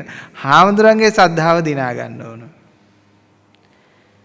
එතකොට හාමුදුරුවන්ගෙන් ඔබට උදව් ලැබෙනවා. ධර්මයෙන් ඔබට උදව් ලැබෙනවා. කොහොමද මේ ශ්‍රද්ධාව ඇති වෙන්නේ අපිට? අනේ මෙයා මේ ධර්මයේ වෙනුවෙන් මෙච්චර කැප වෙන කෙනෙක්. මෙච්චර උත්සාහවන්ත වෙන කෙනෙක්. දිවි දෙවෙනි කොට ධර්මයේ තුල පිහිටන්න උත්සාහ කරන කෙනෙක් කියලා දැක්කහම වෙනුතුනේ අපිට පුදුම සානුකම්පිත බවක් ඇති වෙනවා. ඒ හිම මිනිස්සෙක් අපි දකින්නේ කොතනද? අපි පිනතුනේ ආසනයක් නැති වුණත් හිටගෙන හරි ධර්මයේ දේශනා කරනවා. එහෙම නැත්නම් දාන ටිකක් වළඳපු තැනක හෝටලයක කොයි බහරි තැනක මේසෙක මිනිස්සෙක් හමුනොත් එතනම බණ ටික කියනවා.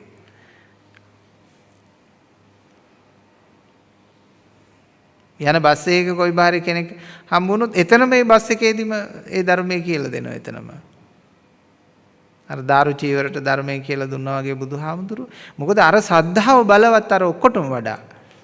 බුදුහාමුදුරන්ටත් ඒ පිණ්ඩපාත වැඩිීමේ ඒ විනය ක්‍රමවේදයට වඩා සම්ප්‍රදායට වඩා බුදුහාමුදුරන්ට ඒක බලවත් වුණා. මොකද්ද? දාරු චීවර පිළිබඳව ඇතිවෙච්ච සද්ධාව මේ යකා පුදුම සෙවිල්ලක් හොයන්නේ මේ හොයනවනේ. මේ මිනිස්සු සත්‍ය හොයනවනේ. ඒ නිසා සත්‍ය හොයන කෙනෙක් දැක්කහම පින්නතුනේ අපිට පුදුම දයාවක් අනුකම්පාවක් පහළ වෙනවා. ශ්‍රද්ධාවක් පහළ වෙනවා ඒ කෙනා කෙරෙහි. එතකොට අපි ඒ කෙනා කෙරෙහි දහම් දෙසනවා. අන්න ඒකයි අවබෝධිත ස්වාමින් වහන්සේලාගේ ශ්‍රද්ධාව. ඒ නිසා අපි ශ්‍රද්ධාවන්ත වෙන්නෙම ධර්මයේ පිළිපදින අයට. ධර්මයේ අප්‍රමාදීව පිළිපදින දියුණු කරගන්න මහන්සි වෙන කෙනෙක්ව දැක්කහම තමයි අපිට ශ්‍රද්ධාව ඇති වෙන්නේ. අනේ මේ මිනිස්සයා මේ අවංකවම සිතට එකඟවම මේ උත්සාහ කරනවා නේද? කැප වෙනව නේද?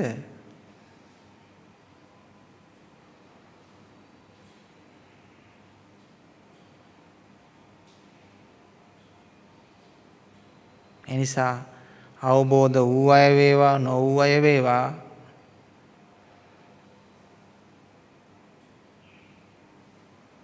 අර ඉස්ස වගේ සුද්ධ වෙන්න ලෑස්ති වෙන්න එපා. මම පරිපූර්ණයි කියලා හිතන්න එපා. මම පින්නතුන මතක් කරලා දෙනවා. රහතුන්වත් එසේ හිතුවේ නැත. බුදුවරයෙක්වත් එසේ සිතන්නේ නැත. මාත් එසේ සිතන්නේ නැත. පින්නතුන් මතක් කරනවා මතක තියාගන්න ලෞතුරා බුදු කෙනෙක් සර්වඥතා ඥාණයෙන් හැබි උත්තමයෙක් වුණත් ප්‍රකාශ කරද්දී උන්වහන්සේගේ ප්‍රකාශයේ තියෙන නම්‍යශීලීත්වය ඕගොල්ලෝ දැකලා තියෙනවද බණ පොතේ? ඒ නම්‍යශීලීත්වය මෙන්න මෙහෙම කියවෙන්නේ. බුදුරජාණන් වහන්සේගේ ඥාණයට විශේෂ වන පරිදි බුදුරජාණන් වහන්සේගේ ඥාණයට විශේෂ වෙන පරිදි මෙහෙමයි. මේ ආකාරයයි කියලා දේශනා කරන්නේ. එහෙම නැතුව ඕක කොහොම නෙමෙයි මෙහෙමමයි කියලා දේශනා කරන්නේ නෑ. අපි නම් එහෙමනේ කියන්නේ නේ. ඕක කොහොම නෙමෙයි මෙහෙමමයි.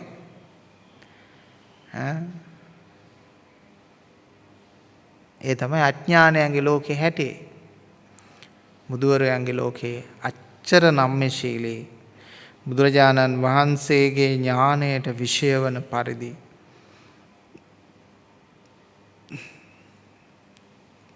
කොච්චර ශ්‍රේෂ්ඨයිද? ඒ தත්ත්වයට මනසක් දියුණු කරගන්න, ඒ தත්ත්වයට ඔබට හැදියාවක් හදාගන්න ගොඩාක් පාරමී පුරන්න වෙනවා. ගෙදරක වුණත් දෙයක් ප්‍රකාශ කරද්දී මට තේරෙන විදියට මේක මෙහෙම වෙන්නේ නැති. මට හැඟෙන විදියට මෙහෙම වෙන්නේ නැති කියලා කියනවා නම් ඒක ලොකු ආචාර ගුණයක් තියෙනවා.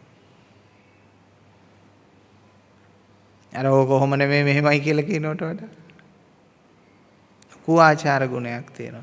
ඒ වගේ බුදුරජාණන් වහන්සේ ඒ ආචාර ගුණය හොඳට භාවිතා කරලා තියෙනවා. බුදුරජාණන් වහන්සේගේ ඥාණයට විශේෂ වෙන පරිදි මේක මෙහෙමයි කියලා දේශනා කරනවා.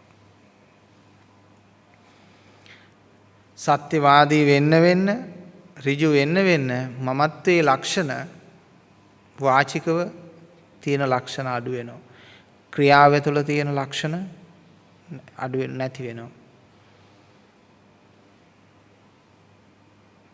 ඒ නිසා අපිට කෙනෙක්ගේ කතා බහක් තුළ හිතා ගන්න පුළුවන් මෙයා කතා කරනකොට මේ උදරයේ ඉඳලා කොච්චර මමත්වයේ එළියට පිට වෙනවද නැද්ද කියලා හොයාගන්න. මිනිස්සුන්ගේ කතා බහකදී එන්නේ පින්නතුනේ මේ උදරයේ ඉඳලා නැගී එන මේ වචන වල තියෙනවා දැවටිලා මිනිස්යාගේ ආත්මය. ඒ නිසා මිනිස්සෙක් එක්ක විනාඩි 10ක් කතා කරා මට හොඳටම ඇති මේ මිනිස්යාගේ සංසාරෙම කියලා මම ඊළඟ ආත්මෙත් උපදින්න දනත් කියන්න. ඒ වුණාට මගෙන් අහන්න එපා මං කියන්නේ නැහැ.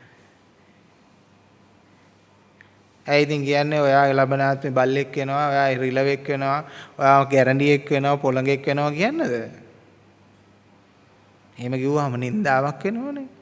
දැන් බුදුහාමුදුරන්ගෙන් ගිහිල්ලා ඇහුවා මේ කියන්න මේ මල්ලිකාව කොහෙද ඉපදුනේ කියලා ඔසෝ රජුරු අහනවා.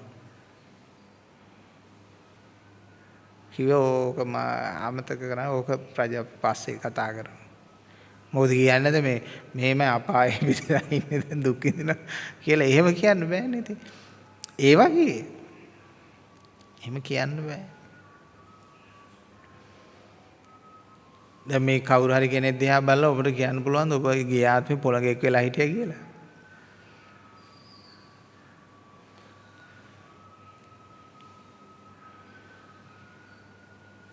එහෙම කියන්න බෑ.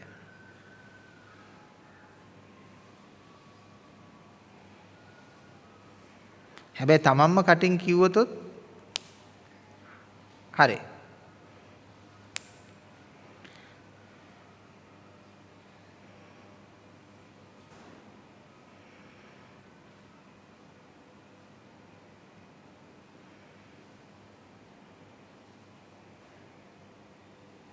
එනිසා මිනිස්සෙගේ ආත්මයේ වචනවල ධ්වනියන් ඇතුලේ ගොඩාක් දේවල් ගැබ් වෙලා තියෙනවා. හොඳට තේරුම් ගන්න උත්සාහ කරන්න ධ්වනිය.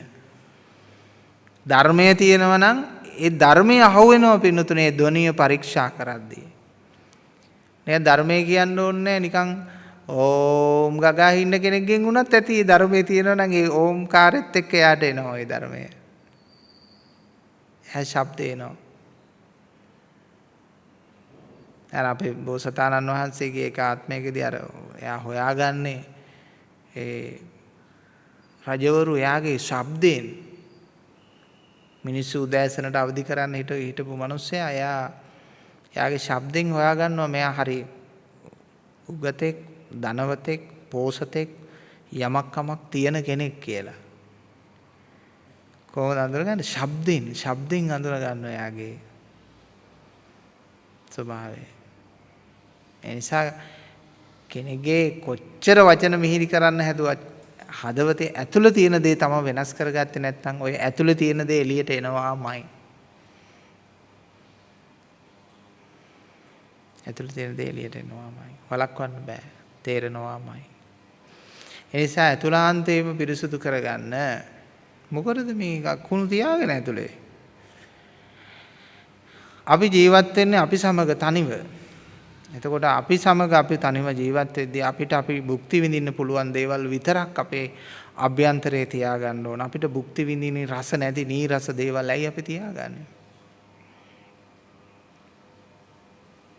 ඒ සියල්ල අයින් කරලා දාන්න. අපේ භුක්තිය සඳහා රසවත් දේවල් පමණක් තියාගන්න.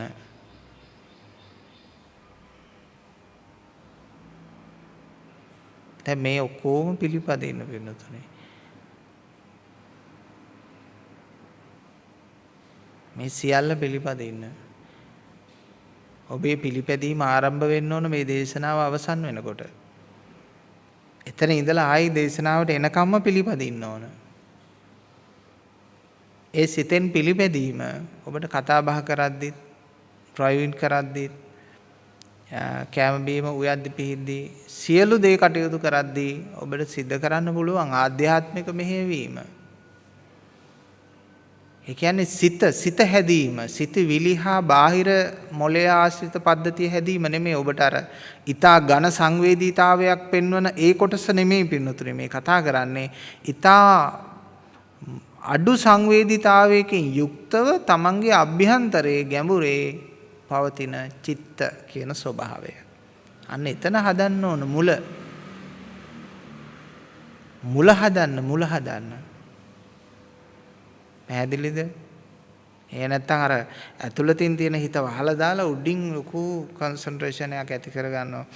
ආස්වාස ප්‍රාස්වාස කරනවා, මන්ත්‍ර කියවනවා, භජන් කියවනවා, මෙඩිටේෂන් කරනවා. කවුද කරන්නේ මේ? මම ඔක්කොම මම.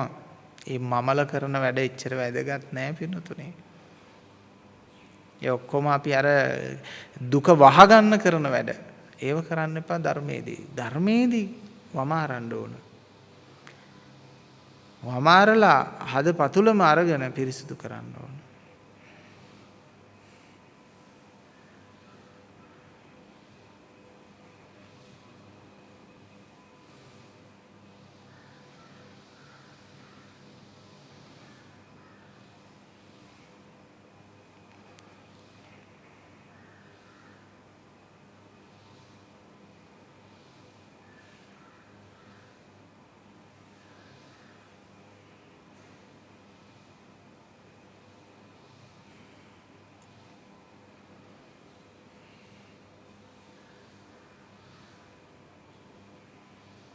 ඒ ආධ්‍යාත්මික ප්‍රභාස්වර සිතක් ඇති කරගත්තා නම් ඒ ප්‍රභාස්වර සිත අරගෙන එළියට ආවොත් හැමදාම hina වෙලා ඉන්න පුළුවන්. ඒ සතුටට අන්න ප්‍රීති ගෝසා නගන්න පුළුවන්. කවි සීපද ලියන්න පුළුවන්. ඔය විසාකාව වුණත් එක එක කවි කියෝ පන්සල හදලා වටේ ඇවිදිනවා. සමහර වික්ෂුන් වහන්සේලා කියලා ඔළුව නරක් වෙලාද කියලා.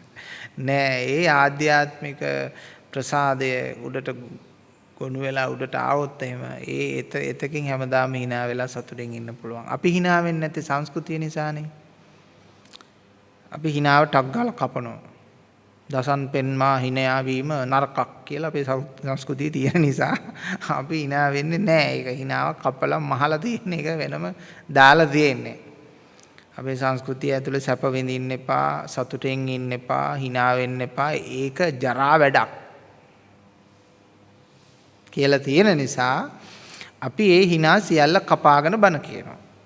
ඔරෝගන. මොකද අනිත් හාමුදුරුවෝ ඔරෝගන බණ කියනවා නම් මං විතරක් hina වෙලා බණ කිව්වොත් ඒක ලොකු නොගැලපීමක් බවට පත් වෙනවා. ඒ නිසා අනිත් අය ඔරෝගන නම් මාත් දෙසන්නේ ඔරෝගනමයි. එතකොට තමයි ඒක බණක් වෙන්නේ.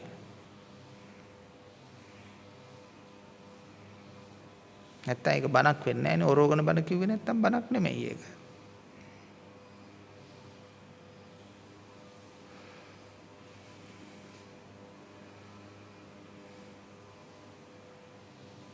බලන්න ওই මාධ්‍ය නාලිකාවල වල බෞද්ධ නාලිකාවල ටික ඔක්කොම ටික නිකන් විවෘත කරලා බලනක එක හාමුදුරුවෝ මම කරන් බල කියන්නේ මම කරන්නේ ඔරෝගන නේද ඔක්කොම ඉන්නේ ඔරෝගන ඉන්න අය හාමුදුරන්ගේ ටික ෆොටෝ ටිකක් ගහලා ඉවරලා වෙනම දාන්න ඕන මේ හාමුදුරුවෝ ඔරෝගන බණ කියන්නේ කියන ඇත්ත ඒ නිසා දායකයෝ මූණ දිහා නම් බලාගෙන ඉන්න බෑ බිම බලාගෙන තමයි බලන්නේ හාමුදුරුවෝ ධ්‍යානම් බලාගෙන ඉන්න බෑ. අපෝ ගිනි පුපුරනවා වගේ හාමුදුරුවන්ගේ මූණ දිහා කියලා. ගොඩාක් පන්සල් වල හාමුදුරුවන්ට තියෙන ගෞරවයක් නෙමෙයි බය. ඒ හාමුදුරුවෝ හරි සැරයි. පන්සලේ ඉන්න කට්ටියත් ලොකු හාමුදුරුවන්ට ඉන්නේ සැර නිසා.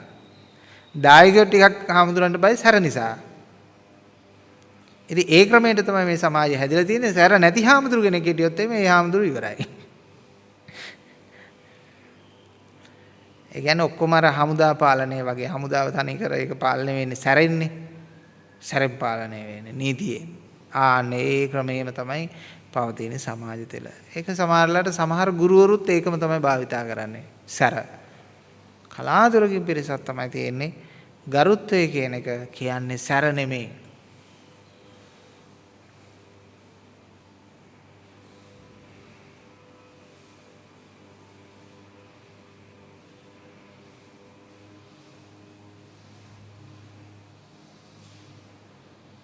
ඒක හොඳට මතක තියාගන්න. දවසක් මේ හමුදාවට ප්‍රධානියෙක් මට කියනවා අපේ ආම්දුරනේ අපේ නෝනලා අපේ දරුවෝ මෙහෙම ඉරට්ට තියලා කිව්වොත් මෙහෙම ඉරට්ට උඩ ඉන්නේ කියලා. නෝන ඉරට්ට උඩ ඉන්නවා කිව්වා. මං කිව්වා බොහොම හොඳයි. අන්න එහෙම අපේ ළමයි අපි දරුවෝ අදලා තියෙන්නේ කියලා. මම ඊට පස්සේ මං කිව්වා මේ මහත්මයා මේ ආදරය සහ බය කියන්නේ දෙකක්. ඔබතුමා හිතනවාද මේ ඔය ආදරයට කරනවා කියලා එහෙම ඉරට්ට උඩ ඉන්න එක. මං ගෝ ඔයා නැති වෙච්ච දවසට ඉස්සෙල්ලම කිරිබත් හදන් ගන්න ඔයාගේ නෝන කියලා. ඒකට හේතුව මොකද එහෙම බය කරලා තියාගත්තාම ඔය යකා නැති වෙච්ච දවසට ඉස්සෙල්ලම කිරිබත් කන්නේ නෝනා. මේ යකා ඉන්නකම් මම බුදුම දුකක් වින්දේ කියලා ගියපු ගමන් සන්තෝෂ වෙනවා. ඒ නිසා ආදරය කියන්නේ බය කියන්නේ දෙකක්. ඒ නිසා ආදරේ දිනා ගැනීම කියන්නේ වෙනම පැත්තක දෙයක්. බය ඇති කරගන්නවා කියන්නේ ඒක වෙනම පැත්තක දෙයක්. ඒ නිසා මේ රටේ ඉන 80ක් විතරම නෝනලා ඉන්නේ. ඇත්තටම මම මහත්මයාට ආදරෙන් නෙමෙයි බයෙන්.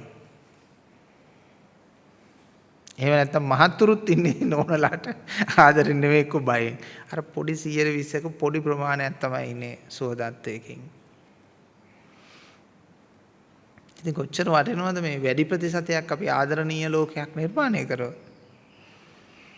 භික්ෂූන් වහන්සේලා අතර, දායකයන් අතර, ගුරුවරු අතර, ළමයි අතර මේ බය ලෝකයක් නෙමෙයි. ආදර ලෝකයක් නේද? සැබෑ ශ්‍රද්ධාවන්ත ලෝකයක්, සැබෑ ගරුත්වයක් ඇති වෙන ලෝකයක්, සැබෑ අවබෝධාත්මක ලෝකයක් ඇති වෙනවනේ. පාලකයෝ නීතිය අතර මේ ඔක්කොමත් එක්ක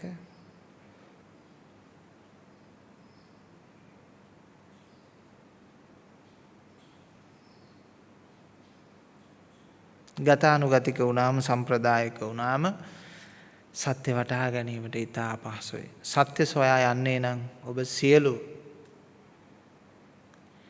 ඇඳගත්ත කෝට් ගලවලා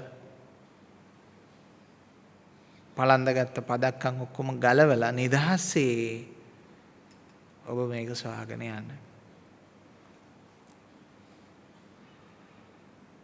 මම කුඩා කාලේ මහාන වෙලා ඒ කටයුතු කළත් නමුත් මම ආගමිකයෙක් වුණේ නැහැ සත්‍ය හොයාගෙන යද්දී. පුජ්‍යලයෙක් වුණේ නැහැ සත්‍ය හොයාගෙන යද්දී. සත්‍යයි වැදගත්. සත්‍යයි වැදගත්. ඒක මට දැනෙන විදියයි වැදගත්. හොඳින් ඇසීම, හොඳින් අනුගත කර ගැනීම. ධර්මයේ හැරෙන්නට වෙන ඔප්ෂන් එකක් තිබුණේ නැහැ. වෙන මාර්ගයක් තිබුණේ නැහැ. මේකම විතරයි. සමහර අය ධර්මයට එන්නේ විභාග ටිකක් කරගන්න. විශ්වවිද්‍යාලය යන රස්සාවක් හොයාගන්න. ඉතින් මොකද බුදුහාමුදුරන්ට ණය වෙනවනේ මේ මිනිස්සු. ලේසි කියලා හිතනවද? බුදුහාමුදුරන්ගේ බත්පතෙන් කාලේ ඉවරලා මිනිහා කට්ට කෛරා ටික කමට ඇවිල්ලා මේකෙන් ඉගෙනගෙන එළියට පැනලා ගෑණියෙක් අරගෙන ජීවත් වෙනවා. ඒගොල්ලෝ ඔක්කොම මතක තියාගන්න ඒ බුදුහාමුදුරන්ට ණය කියලා ඒ කාලේට. රටරත් ණය රටේ නොමිලේ අධ්‍යාපනය ලබා ගත්ත එකට සාසනයට ණය සාසනෙන් කාලේ ජීවත් වෙච්ච එකට. ඊට පස්සේ සාසනයට ඇවිල්ලා සාසනයටම විරුද්ධව සාසනයම පිළිගන්නේ නැති කණ්ඩායම් එක්ක ඉන්නවා හාමුදුරුවෝ. දේශපාලන පක්ෂයක පැති එක්ක ඉන්නවා. ඒ හාමුදුරුවෝ දේවදත්තගේ කණ්ඩායමේ කට්ටිය. බුදුදහම පිළිගන්නේ නැති දේශපාලන පක්ෂ තියෙනවා. ඒගොල්ලන්ගේ මේ පෙළපාලි වල වැඩියෙන් ඉන්නේ කවුද? අනේ මේ හාමුදුරුවෝ දාගෙන ඉන්නවා. ඒ හාමුදුරුවෝ දේවදත්තගේ කණ්ඩායමේ කට්ටිය බවට පත් වෙනවා. මොකද බුදුදහමට ගරහන කණ්ඩායම් එක්ක එකතු වෙලා පෙළපාලි යනවා. බුදුදහමටම විරුද්ධව. බුදුදහම අනාගතේ නැති කර ගැනීම සඳහා.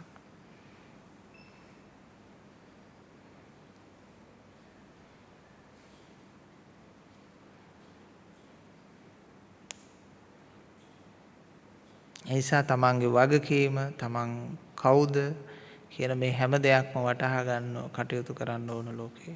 ඉතින් හැම මිනිස්සෙම ඥානවන්ත වුණොත් පොදුවේ සවිඥානික මිනිස්සයෝ බවට පත් වුණොත් පොදුවේ දැහැම මිනිස්සු බවට පත් වෙනවා. නැත්තම් අඥාන මිනිසුන්ට ඉඩ දීලා අඥානයන්ට නැගී හිටින්න ඉඩ දීලා අඥානයන්ට කැළඹීම ඇති කරගන්න ඉඩ දීලා බලාගෙන ඉන්න බෑ.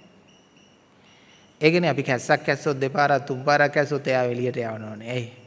මට බලාගෙන ඉන්න පුළුවන් මේක අච්චාරු වෙනකම් ඌ කැස්සත් මට කවන්නේ නැහැ කියලා මෙතන ඉන්න පුළුවන්. නායකත්වය කියන්නේ ඒකයි. තේරුණා නේද? මම වග කියන්න ඕන අරයාගේ කැස්සට උනන. ඒක නිසා මං අනිත් අයට ඒක බාධා කරලා නිසා කියනවා ඔය මාත්මයා යන්න එළියට ගිහිල්ලා උගුරකට පාදාගෙන කැස්ස දිගටම තියනවා නම් එළියෙම ඉන්න. එන්න කියලා තියෙනවද නැද්ද? කියලා. ඒක තමයි නායකත්වය. රටගත් එහෙමයි. කවුරු හරි කෙනෙක් රට අවුල් කරනකොට කැස්ස සාධාරණයි, කැස්සේ හැටි ඔහොම තමයි කියලා හිටියොත් රටම කැස්ස කහිනවනේ එතකොට.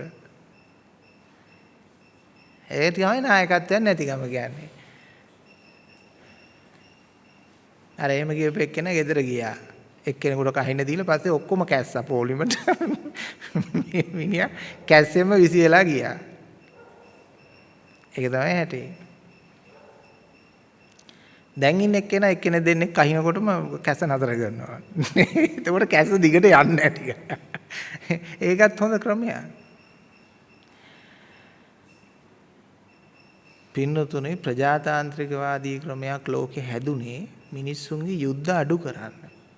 ප්‍රශ්න අඩු කරන්න, ගැටලු අඩු කරන්න. ඒ නිසා කිසි කෙනෙක් ඔය ඇත්තෝ මෙච්චර විවෘත ප්‍රජාතාන්ත්‍රිකවාදී ක්‍රමයක් තියෙද්දි මේ උද්ඝෝෂණ වලට යන්න එපා. ප්‍රචණ්ඩ ක්‍රියාවල් වලට යන්න එපා. ඒ හැම කෙනාගේම ඉරණම සවුත් උනේ නරක පැත්තට. දකුණේ ප්‍රචණ්ඩ ක්‍රියාවන් අතර උනේ ජීවිත දහස් ගානකුයි කරපු කියපු අයගේ ඔක්කොගේම මලමිනි මලකුණු උඩින්. අර උතුරු යුද්ධෙත් එහෙමයි නැති උනේ. එහෙමද නැද්ද? දැන් මේ වයිතුත් එහෙම තමයි වෙන්නේ. ඒ නිසා ප්‍රචණ්ඩත්වයේ කිසි වෙලාවක අගේ යන්න එපා ප්‍රජාතාන්ත්‍රිකවාදීත්වයේ. අගේ යන්න. ඒක බහුතර සම්මුතියෙන් බල්ලෙක් හරි දමන්නේ එතෙන්ට දැම්මොත් එළුවෙක් හරකෙක් වුණක් කමන්නේ නායකත්වයට ඡන්දයට ඇවිල්ලා ඒකේ නායකත්වය දැනන ඊ නායකත්වය තුළ ඒකට ගරු කරන්න ඉගෙන ගන්න. ඒක එක්ක ජය ලබයි එක්ක පරාද වේ කරන්න දෙයක් නැහැ බහුතර කැමැත්තනේ. එතකොට ජනතාවම ඒක තේරුම් ගනීවි. එච්චරයි.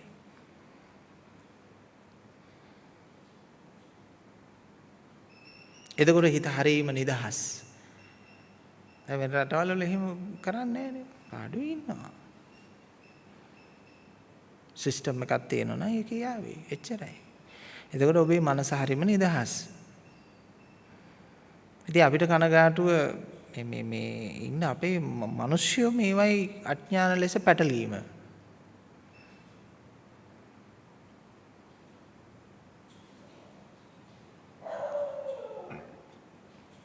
දැන් ඒක මහා පුදුමයි කියලා කියන්නේ දැන් මේ වර්තමානයෙන් අපි හිතමු ජනාධිපති කෙනෙක් ඉන්නවා කියලා මේ ජනාධිපති කෙනාගේම හොඳ කියා මෙයාව ජනාධිපති කරන්නේ ඒ කාලේ මහන්සි වෙච්ච උන් දැන් බයිනවා. ඒක නෙමෙයි අදහා ගන්න බැරි ප්‍රශ්නේ. එතකොට මේක හැමදාම ප්‍රචණ්ඩනේ. හැමදාම ප්‍රචණ්ඩ. දැන් මේ කලින් හොඳයි කියපු එක මේ නරකයි කියනවා. මේ නරකයි කියන එක ඒක කරන්න එපා. කවුරු හරි කෙනෙක්පත් වුණාම එයාට ඒ දේ කරන්න ඉඩ දෙන්න. දැන් කලින්පත් වුණත් එකයි මෙයාපත් වුණත් මට එකයි ඊළඟට ආයි තව මොකෙක්පත් වුණත් මේ රටේ මිනිස්සෙක් මේ රටේ නායකයෙක් මේ රටේ කෙනෙක්.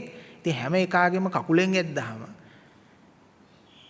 එන හැම කෙනෙකුටම හැමදේම සියලු දෙනාට ගැලපෙන්න කරන්න බැරි වෙන්න පුළුවන්. ඒක තමයි ලෝකේ ස්වභාවය. එකක් දීලා එකක් නැති කරනවා. මේක මිනිස්සුන්ට තේරෙන්නේ නැහැ. අවසානයේ අපි ළඟ තියෙන මේ තුට්ටු දෙකම තමයි මේ හැම පැත්තකින්ම කැරගෙන්නේ කියලා තේරෙන්නේ නැහැ. මිනිස්සුන්ට කියනවා සහන දෙන්න කියනවා, අරක නොමිල දෙන්න කියනවා, මේක නොමිල දෙන්න කියනවා, ගෙවල් නොමිල දෙන්න කියනවා, පාන් නොමිල දෙන්න කියනවා. එහෙම දෙයක් මේ ලෝකේ කරන්න බෑ. එකක් දුන්නොත් එකක් වැඩි කරන්න වෙනවා. එකක් දුන්නොත් එකක් අඩු කරන්න වෙනවා. එකක් දුන්නොත් එකක් වෙනස් කරන්න වෙනවා. මේ අපේ තුට්ටු දෙක නෙමෙයි වටේට කැරකෙන්නේ. අපි හොටෙල් එකකට යනවා පැකේජ් එකකට කෑම කන්න. ඒ කියන්නේ අපි රුපියල් 1000ක් දීලා යනවා. ඉතින් මොන දේ ඉල්ලුවත් හෝටලෙන් කියනවා නෝන දෙන්න පුළුවන් 10 සීමාවට විතරයි. සැලඩ් දුන්නත් ඩෙසර්ට් දුන්නත් කිරි දුන්නත් කෑම දුන්නත් මාරු කරලා දෙන්නම්. හැබැයි ඉතින් 10 සීමාවෙන් උඩ යන්නේ නැහැ. ඒක ටොපි කෑවත් ඒක එච්චරයි. ඔන්න ඕකයි ජනතාවනි. ඕක මතක තියාගන්න ඕන. මේ ලෝකේ පැවැත්ම. අපේ ඒක පුජ්‍යල ආදායම මොකද්ද? අපේ රටේ සංවර්ධනය මොකද්ද? ඒක ගෙවල් දුන්නත් එකයි, ජනසවිය දුන්නත් එකයි, සෞම්පකාරය දුන්නත් එකයි, සතුසෙන් දුන්නත් එකයි, පරිප්පු ගෙනල්ලා දුන්නත් එකයි, හදලා කෑවත් එකයි. ඕකම තමයි කරකෙන්නේ. ආයි ඊට වැඩි දෙයක් හිතන්න එපා. නොමිලි කන්න රුසියෝ වෙන්න එපා.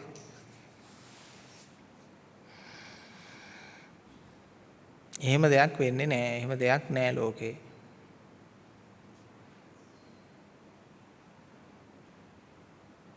ඒ නිසා පක්ෂ පාට අයින් කරගන්න ඉස්සෙල්ලම. පක්ෂ පාට අයින් කරලා දාන්න. කැළඹිලා ඉන්න එපා මේ අනිත් එකත් එක්ක වෛරය හදාගන්න ආගමට වඩා මේ ආගමට වඩා පක්ෂ ભેදය මහ ප්‍රබලයි.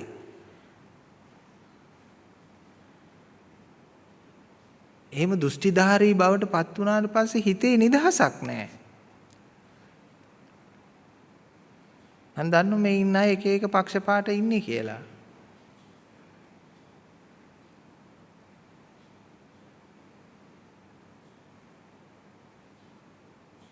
ඒව දහමත් එක්ක ගාව ගන්න එපා.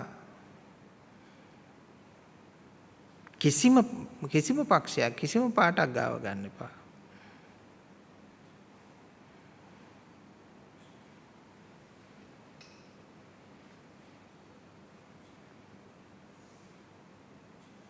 අනිත් එක නිවන් ධර්මය හොයාගෙන යන කෙනෙකුට කිසි දෙයක් ධර්මයට එහා වටින්නේ නැහැ.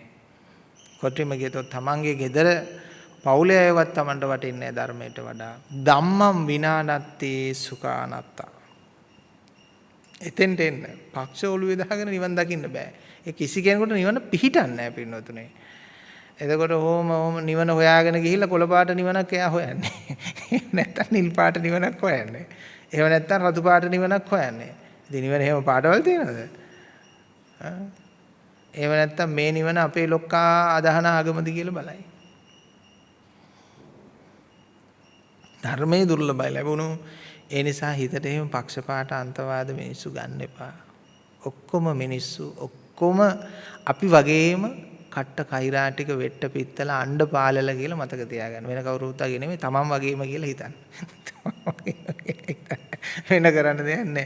ඒ මිනිස්සුනේ අපේ ඉස්කෝලේ ගියපු අපේ අධ්‍යාපන ක්‍රමයේ හිටපු අපේ සමාජ ක්‍රියාකාරකම් වල හිටපු මේ ඔක්කොම තමන්ගේ යැපීම බහ බලය සහ තමන්ගේ ඉස්සරහට මයික් ටික දික් කර ගැනීමේ ආසාවකින් පෙළෙන්නා වූ ඊටාම මේ ලද බාල අදහස් ටිකකින් පෙළෙන්නා වූ මිනිස්සු ටික. හිතන්න එපා කවුරුත් බෝසත්වරු කියලා. කවුරුත් හිතන්න එපා.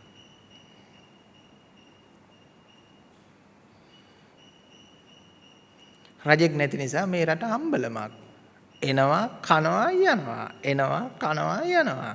කලාතුරකින් සත්භාවයකින් හිතල මිනිස්සෙක් වැඩක් කළොත් මිසක් පින් තකා නැත්තම් එහෙම ඉතින් බැඳීමක් නැහැ. ආවා කෑවා ගියා. ණය කරන්න පුළුවන් ඕන තරම් ණය කළා. ණය ගන්න තරම් ණය ඕන තරම් ණය ගත්තා. ණය ගන්නව නම් තව අවුරුදු 5කින් පස්සේ ගෙවන්න ගත්තා. තමන්ගේ කාලෙන් තමන් බැහැර ගියා. ඊට පස්සේ ඊළඟ එකත් ආවා බැලුවා තව ටිකක් වික්කා. කෑවා දුන්නා එයත් ගියා. එංගලන්තෙන් ගයක් අරන් ඇමරිකාවෙන් ගයක් අරගෙන ගියා. එච්චරයි. රජෙක් විනාශ කරගත්ත දවසේ ඉඳලා මේ රටට සිද්ධ වෙන දේ. දියුණු වෙච්ච හැම රටකම රජෙක් ඉන්නවා. ඒ නිසා පුළුවන් නම් රජෙක් හැටියට මාව තියන්න මම හැමදාම රට බලා ගන්නවා. හරිද? මට වරප්‍රසාද මුකුත් ඕනේ නැහැ. මම හැමදාම රට බලා ගන්නම්. ඒ කියන්නේ මේ රට කෙනෙකුට අවුල් කරන්න දෙන්නේ නැතුව තියාගන්න ස්ථාවරව. එච්චරයි. කවුරු හරි කෙනෙක් ඉන්න ඕන. කවුරු හරි කෙනෙක් ඉන්න ඕන ස්ථාවරව පාරම්පරිකව රට දිහා බලාගෙන ඉන්න. රාජ්‍ය නායකත්වයකට යටත්ව තියෙන හැම රටක්ම ඔය ලස්සනට දියුණු වෙන්නේ විනයක් හැදෙන්නේ නීතියක් තියෙන්නේ ඔක්කොම තියෙන්නේ රටවල් වල. අරාබි රටවල් වෙන්න පුළුවන් රජෙක් ඉන්න රටවල් වල. ඊට පස්සේ ඇමරිකා ඕස්ට්‍රේලියා වගේ රටවල් වලට රජින වග කියනවා. ඒවයි යම් ප්‍රජාතාන්ත්‍රිකවාදී අග්‍රාමාත්‍ය සභාව ඒක තිබ්බට උඩම කෙළවරේ එයා වග කියනවා අධීක්ෂණය කරනවා. එතකොට ඒවට රජෙක් නායකත්වයේ දෙන නිසා ලේසියෙන් ඒව හොල්ලන්න බලන්නේ නෑ බයයි. මේක එහෙම නෙමෙයි. තානතුර ගාත්ත ගමන් අභිමතයේ පරිදි පොලිස්පති වෙනස් කරා. අභිමතයේ පරිදි හමුදාපති වෙනස් කරා. අභිමතයේ පරිදි නීතිපති වෙනස් කරා. මොනවද කරන්න බැරි දැන්? ගැහැණි පිරිමි කරන එකත් කරන්න පුළුවන්. පිරිමි ගැහැණු කරන එකත් දැන් කරන්න පුළුවන්. ඊට පස්සේ තියෙන ජනතාවට අර කැස්ස බෝ කරගන්න තමයි. කහින තමයි වෙන්නේ හැමදාම. ඉතින් මේ රටේ අර අපි රජෙක් බිඳගත්ත දවසේ ඉඳලා දැන් බලන්න රජවරු ආපු පරම්පරාවේදී අපි මොනතරම් ජනගහනයක් හිටියද මොනතරම් ඉතිහාස සංවර්ධනයක් ඇති වුණාද මොනතරම් මේ රටේ වැව් ඇලවේලි කුඹුරු නිෂ්පාදනය වුණාද ආසියාවේ ධාන්‍යාගාරය බවට පත් වුණාද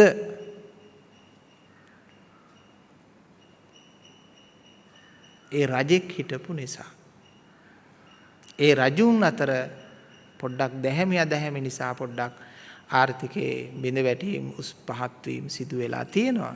නමුත් රටක් ප්‍රධාන වශයෙන් විනාශ වෙන්න අම්බලමක් වගේ කෑලි කෑලි වලට සුන්නත් දුහුවිලි වෙන්න ඉඩ දුන්නේ නැහැ. දැන් බලන්න මේ රට අනාගතයේදී ශ්‍රී ලාංකිකයාට කියලා ඔබට ඉතුරු වෙන ඔබ මුදලට අරගෙන තියෙන පර්චස් 10 වෙන්න පුළුවන්. ඒකත් ඔබ නිදි අතරේ කාට හරි දීලා තියෙන්නත් බැරි කමක් නැහැ. ඊට පස්සේ ශ්‍රී ලංකා කියන රටක දෙයක් නැහැ. වරායවල් ටික එක එක අයට රට මැදිනුත් කොටසක් තව අයට අර පැත්තත් තව අයට මේ අතත් අයට අවුරුදු 300ට අවුරුදු 99ට ඔහොම දුන්නට පස්සේ මොකක්වත් නැහැ. ඊට පස්සේ ඉතින් කොහොමත් ඉතින් ආඳුනේ සතේ පුජ්‍යලයක් නැහනේ. ඉතින් මේකත් හොඳයි කියයි. ඔව් ඒකත් හොඳයි.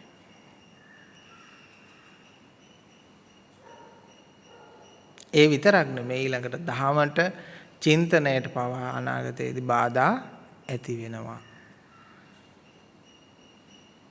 අපි හිතන ක්‍රමය පවා වෙනස් කරගන්න ඕන කියලා බලපෑම් ඇති වෙනවා. දැනුත් අපේ රටට ස්වාධීනව හිතන්න පුළුවන්ද? දැනුත් බෑ. අරෙන් කියනවා නැව නතර කරන්න. හරෙන් කියනවා නැව එන්න දෙන්න. අපිට ඕන විදියට නැව එන්න කියන්නත් බෑ නැව නතර කරන්නත් බෑ. අපිත් හරි ප්‍රකාශ මේන් කරනවා මේන් ප්‍රකාශයෙන් කරනවා. ඒ නිසා චින්තනයේ දුර්වලකම, පැවැත්මේ දුර්වලකම, සිස්ටම් එකේ දුර්වලකම ඔක්කොම ටික බහලා වඳ බහැපු ගහක් බවට පත් වෙලා සිංහල බෞද්ධ රට ජාතිය. ඔයගොල්ලෝ සියලු දෙනා වඳ බහැලා ඉන්නේ. අපි ඔක්කොම වඳ බහැලා ඉන්නේ. ඇයි තථාගත ධර්මයේ ප්‍රතිඵලය හරියට ගත්තේ නැති නිසා මිනිස්සුන්ට ඥානය ඇති වුන්නේ නැහැ, දර්ශනය ඇති වුන්නේ නැහැ, මාර්ගය පෙනුන්නේ නැහැ. ඔක්කොම වංචාකාරයෝ ප්‍රෝඩාකාරයෝ දහම යොදාගෙන විතර මේ රටේ වංචා ප්‍රෝඩා කරන තව තැනක් නැහැ. අංක 1 බුදුහාමුදුරුවෝ යොදාගෙන වංචා ප්‍රෝඩා කරන්නේ. අංක 2 දේවාල සම්ප්‍රදාය. බුලත් කොලේ වීදුරු යලවල ප්‍රාතිහාර්ය පෙන්වන පොල් ගෙඩිය කෙලින් කරලා මේ දවස්වල පෙන්වනවා නේද? පොල් ගෙඩිය කෙලින් කර ඒක පෙන්වනවා. ඒස දේවාල සම්ප්‍රදාය. ඒක අපිමයි දැනගෙන තියෙන්නේ. දැකලා තියෙන්නේ.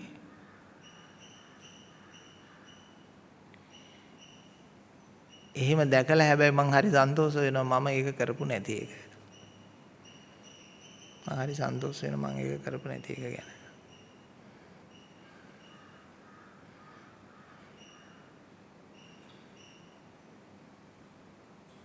ඒවයින් මිදිලා ඉන්න ලැබීම ගැන මම සතුටු වෙනවා. නිසා සියලු දෙනාම ප්‍රෝඩාකාරයෝ. සියලු දෙනාම පොඩි ප්‍රෝඩාකාරයෝ, ලොකු ප්‍රෝඩාකාරයෝ, ලොකු හොරු, පොඩි හොරු, සියලු දෙනාම හොරු. රටේ ඉන්න ඔක්කොම හොරු. රාජ්‍ය සේවකයා පොඩි හොරා වෙන්න පුළුවන්. ග්‍රාම සේවකගෙන් පටන් ගත්තාම පොඩි හොරා ලොකු හොරා වෙන්න පුළුවන්. ඇයි ඒක නියත සාධාරණ ප්‍රතිපත්තියක් බවට පත් වුණා. ඇයි දහම් පාසලෙන් නිවැරදි ඍජු ශක්තිය ලැබුණේ නැහැ. පාසලෙන් නිවැරදි ඍජු ශක්තිය ලැබුණේ නැහැ. ආචාර ධර්මයේ හම්බුන්නේ නැහැ. විශ්වවිද්‍යාලයෙන් හරි පෞරුෂය ධර්මයේ ලැබුණේ නැහැ. එතන හම්බුනේ ප්‍රචණ්ඩත්වය, වෛරය, ක්‍රෝධය, ඊර්ෂ්‍යාව. එහෙනම් සමස්ත අධ්‍යාපනය කියලා සමාජය තුළින් මනුෂ්‍ය හිතට ගලාගෙන ගිහිල්ලා තියෙන්නේ නරක දේ. කුණු වෙච්ච දේවල් ගලාගෙන ගිහිල්ලා තියෙනවා. එතකොට එවැනි කුණු වෙච්ච දේවල් දරාගත්ත සමාජයක් කුණු වෙච්ච සමාජයක්.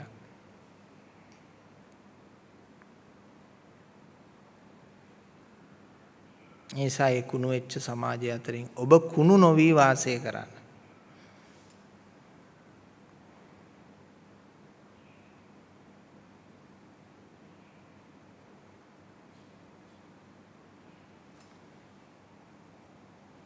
ඒ නිසා මෙහෙ එන්න එපා කිසිම දේශපාලන ගැත්තෙක් ගොට්ටෙක් එන්න එපා. ඊට වඩා ගොඩාක් ඉහළින් දකින්න පුළුවන් ඥානයක් ඔබ හදා ගන්න.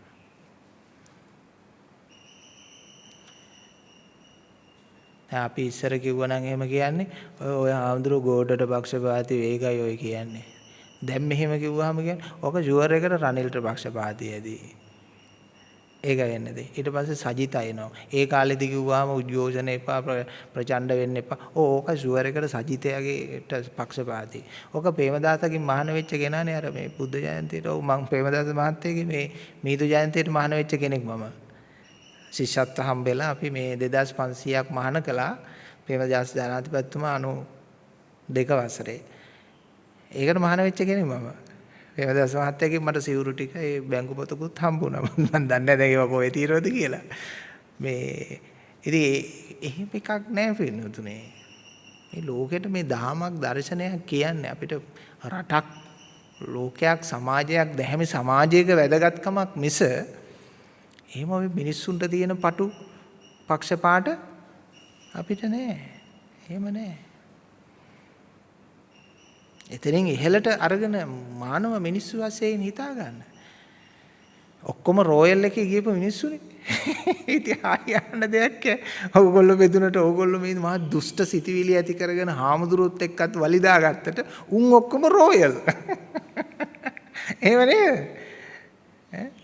ජනාධිපතිත් රෝයල්, අගමැතිත් රෝයල්, විපක්ෂ නායකත් රෝයල් වෙනකොට ඔක්කොම රෝයල්ස්ලා එක පාසලේ කොල්ලෝනේ. ඒ ඇත්ත මොකද මේ දැඩි මේ ඔයගොල්ලෝ බස්සෝ බකමූණ වගේ බලන්නේ. ඇයි එහෙම වෙන්නේ? උන් රෝයල්. ඉතින් සතුටෙන් ඉන්න. ආධ්‍යාත්මය හදා ගන්නකොට බාහිරේ අතර ගැටුම් නැති වෙලාම යනවා. බුදුහාමුදුරන්ට තිබුණෙත් නෑනේ. සෑම රාජ්‍යයක් අතරම බුදුහාමුදුරුවෝ සැරිසරමින් කටයුතු කරා. ඒ අතර සාධාරණත්වය නිරන්තරයෙන්ම දකිමින් කටයුතු කරා.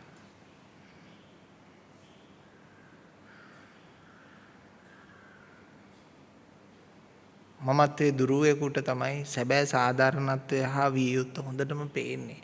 මොකද අන්තගාමී හා අගතිගාමී නොවන නිසා.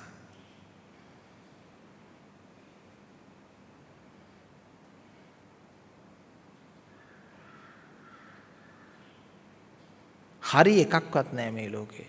ඔක්කොම සම්මතයක්, ඔක්කොම වැරදි වෙනතුනේ. හරි එකක් තෝරගන්න ලෑස්ති වෙන්න එපා. ඔයගොල්ලෝ හරි එකක් හොයනෝනේ මේ ලෝකෙනේ. ඒක නතර වෙනවා. ඉස්සෙල්ල බලන්න හරි එකක් තියනවද කියලා. හරි එකක්වත් නැහැ. සබ්බේ සංඛාරා අනිච්චා. හරි එක්කෙනෙක්වත් නැහැ. ඔක්කොගෙම අතින් වැරදි වෙනවා. නරක එක්කෙනෙක්වත් නැහැ. ඔක්කොම අතින් හොඳත් වෙනවා. තමන්වත් තමන් 100ට ෂුවර් කරන්න පුළුවන් හරි කෙනෙක් නෙවෙයි නම් ඉතින් ලෝකෙන් හරි කෙනෙක් හොයන්න බෑ.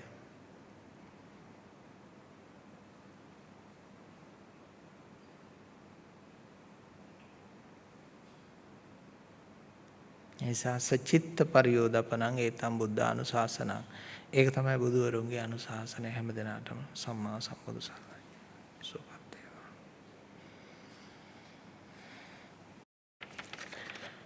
අද දවසේහි පින් ඇත්ති දායකත්වයේ දක්වන්නේ මහනුවර පදිංචි ස්වර්ණා මැදිවක පින්වත් මැතිණිය.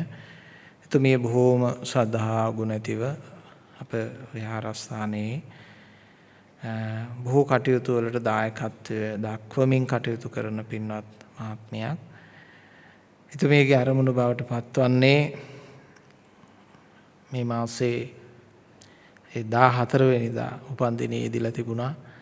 තමන්ගේ දේශනයක් තවත් දේශනයක් වෙනුවෙන් පරිත්‍යාග කළා අද දිනය එතුමිය ලබාගත් උපන්දිනය වෙනුවෙන් සෙත් ප්‍රාර්ථනා කරන්න. එතුමියන්ට තුරුවන්ගේ ආශිර්වාදය ලැබෙන, දිගාසිර සම්පත් ලැබෙන, කායික සුවය වහවහ ලැබෙන, මානසික සුවය වහවහ ලැබෙන ත්‍රිවිධරත්නයේ ආශිර්වාදයේ ජයශ්‍රී මහ බෝධීන් වහන්සේගේ ආශිර්වාදය ලැබී සුඛී සුවපත් භාවයට පත්වෙන්නට, දිගාසිරි ලබන්නට, කායික මානසික සැපේ තව තවත් වඩා දියුණු කරගන්නට ආශිර්වාදය ලැබෙන සුබම සුබ උපන්දිනයක් වේවා කියලා අපි ප්‍රාර්ථනා කරනවා එතුමන්ට. ඒ වගේම ආනන්ද ස්වාමීන් වහන්සේටත් ආයුරාරෝග්‍ය සැප වර්ධනයේ ශාසනික කටයුතු ඉෂ්ට සිද්ධ කරගන්නට ආශිර්වාදය ප්‍රාර්ථනා කරනවා. ධර්ම ශ්‍රවණය කරන සෑම සියලු දෙනාටම සද්ධර්ම අවබෝධයත් ආයුරාරෝග්‍ය සැප වර්ධනයත් හැම දෙනාටම ලැබේවා කියලා ප්‍රාර්ථනා කරමින් අද දවසේහි පින් ඇති දායකත්වයේ දක්වමින් කටයුතු කරේ ස්වර්ණා මැදිවක පින්වත් මැතිණිය. එතුමියගේ සිත් තුළ ඇතිවන සියලුම සත් ප්‍රාර්ථනා සියල්ල ඉෂ්ට සිද්ධ වේවා. ආයුරාරෝග්‍ය සැප වර්ධනයේ සැලසේවා. ධර්මයේ ආශිර්වාදයෙන් සුඛී සුවපත් භාවය එතුමියට සැලසේවා කියලා අපි ප්‍රාර්ථනා කරනවා. හැම දිනාටම තෙරුවන් සරණ වේවා. අභිවාදන සීලිස්ස නිච්ඡං උද්දාපචායිනෝ චත්තාරෝ ධම්මා වඩ්ඩಂತಿ ආයුවන්නෝ සුඛං බලං ආයුරාරෝග්‍ය සම්පatti පඤ්ඤාවන්තස්ස හේතුචතෝ නිබ්බාන සම්පatti ඉමිනාතේ සමිඤ්ඤතු. සම්බුදු සරණයි. සුවපත් වේවා.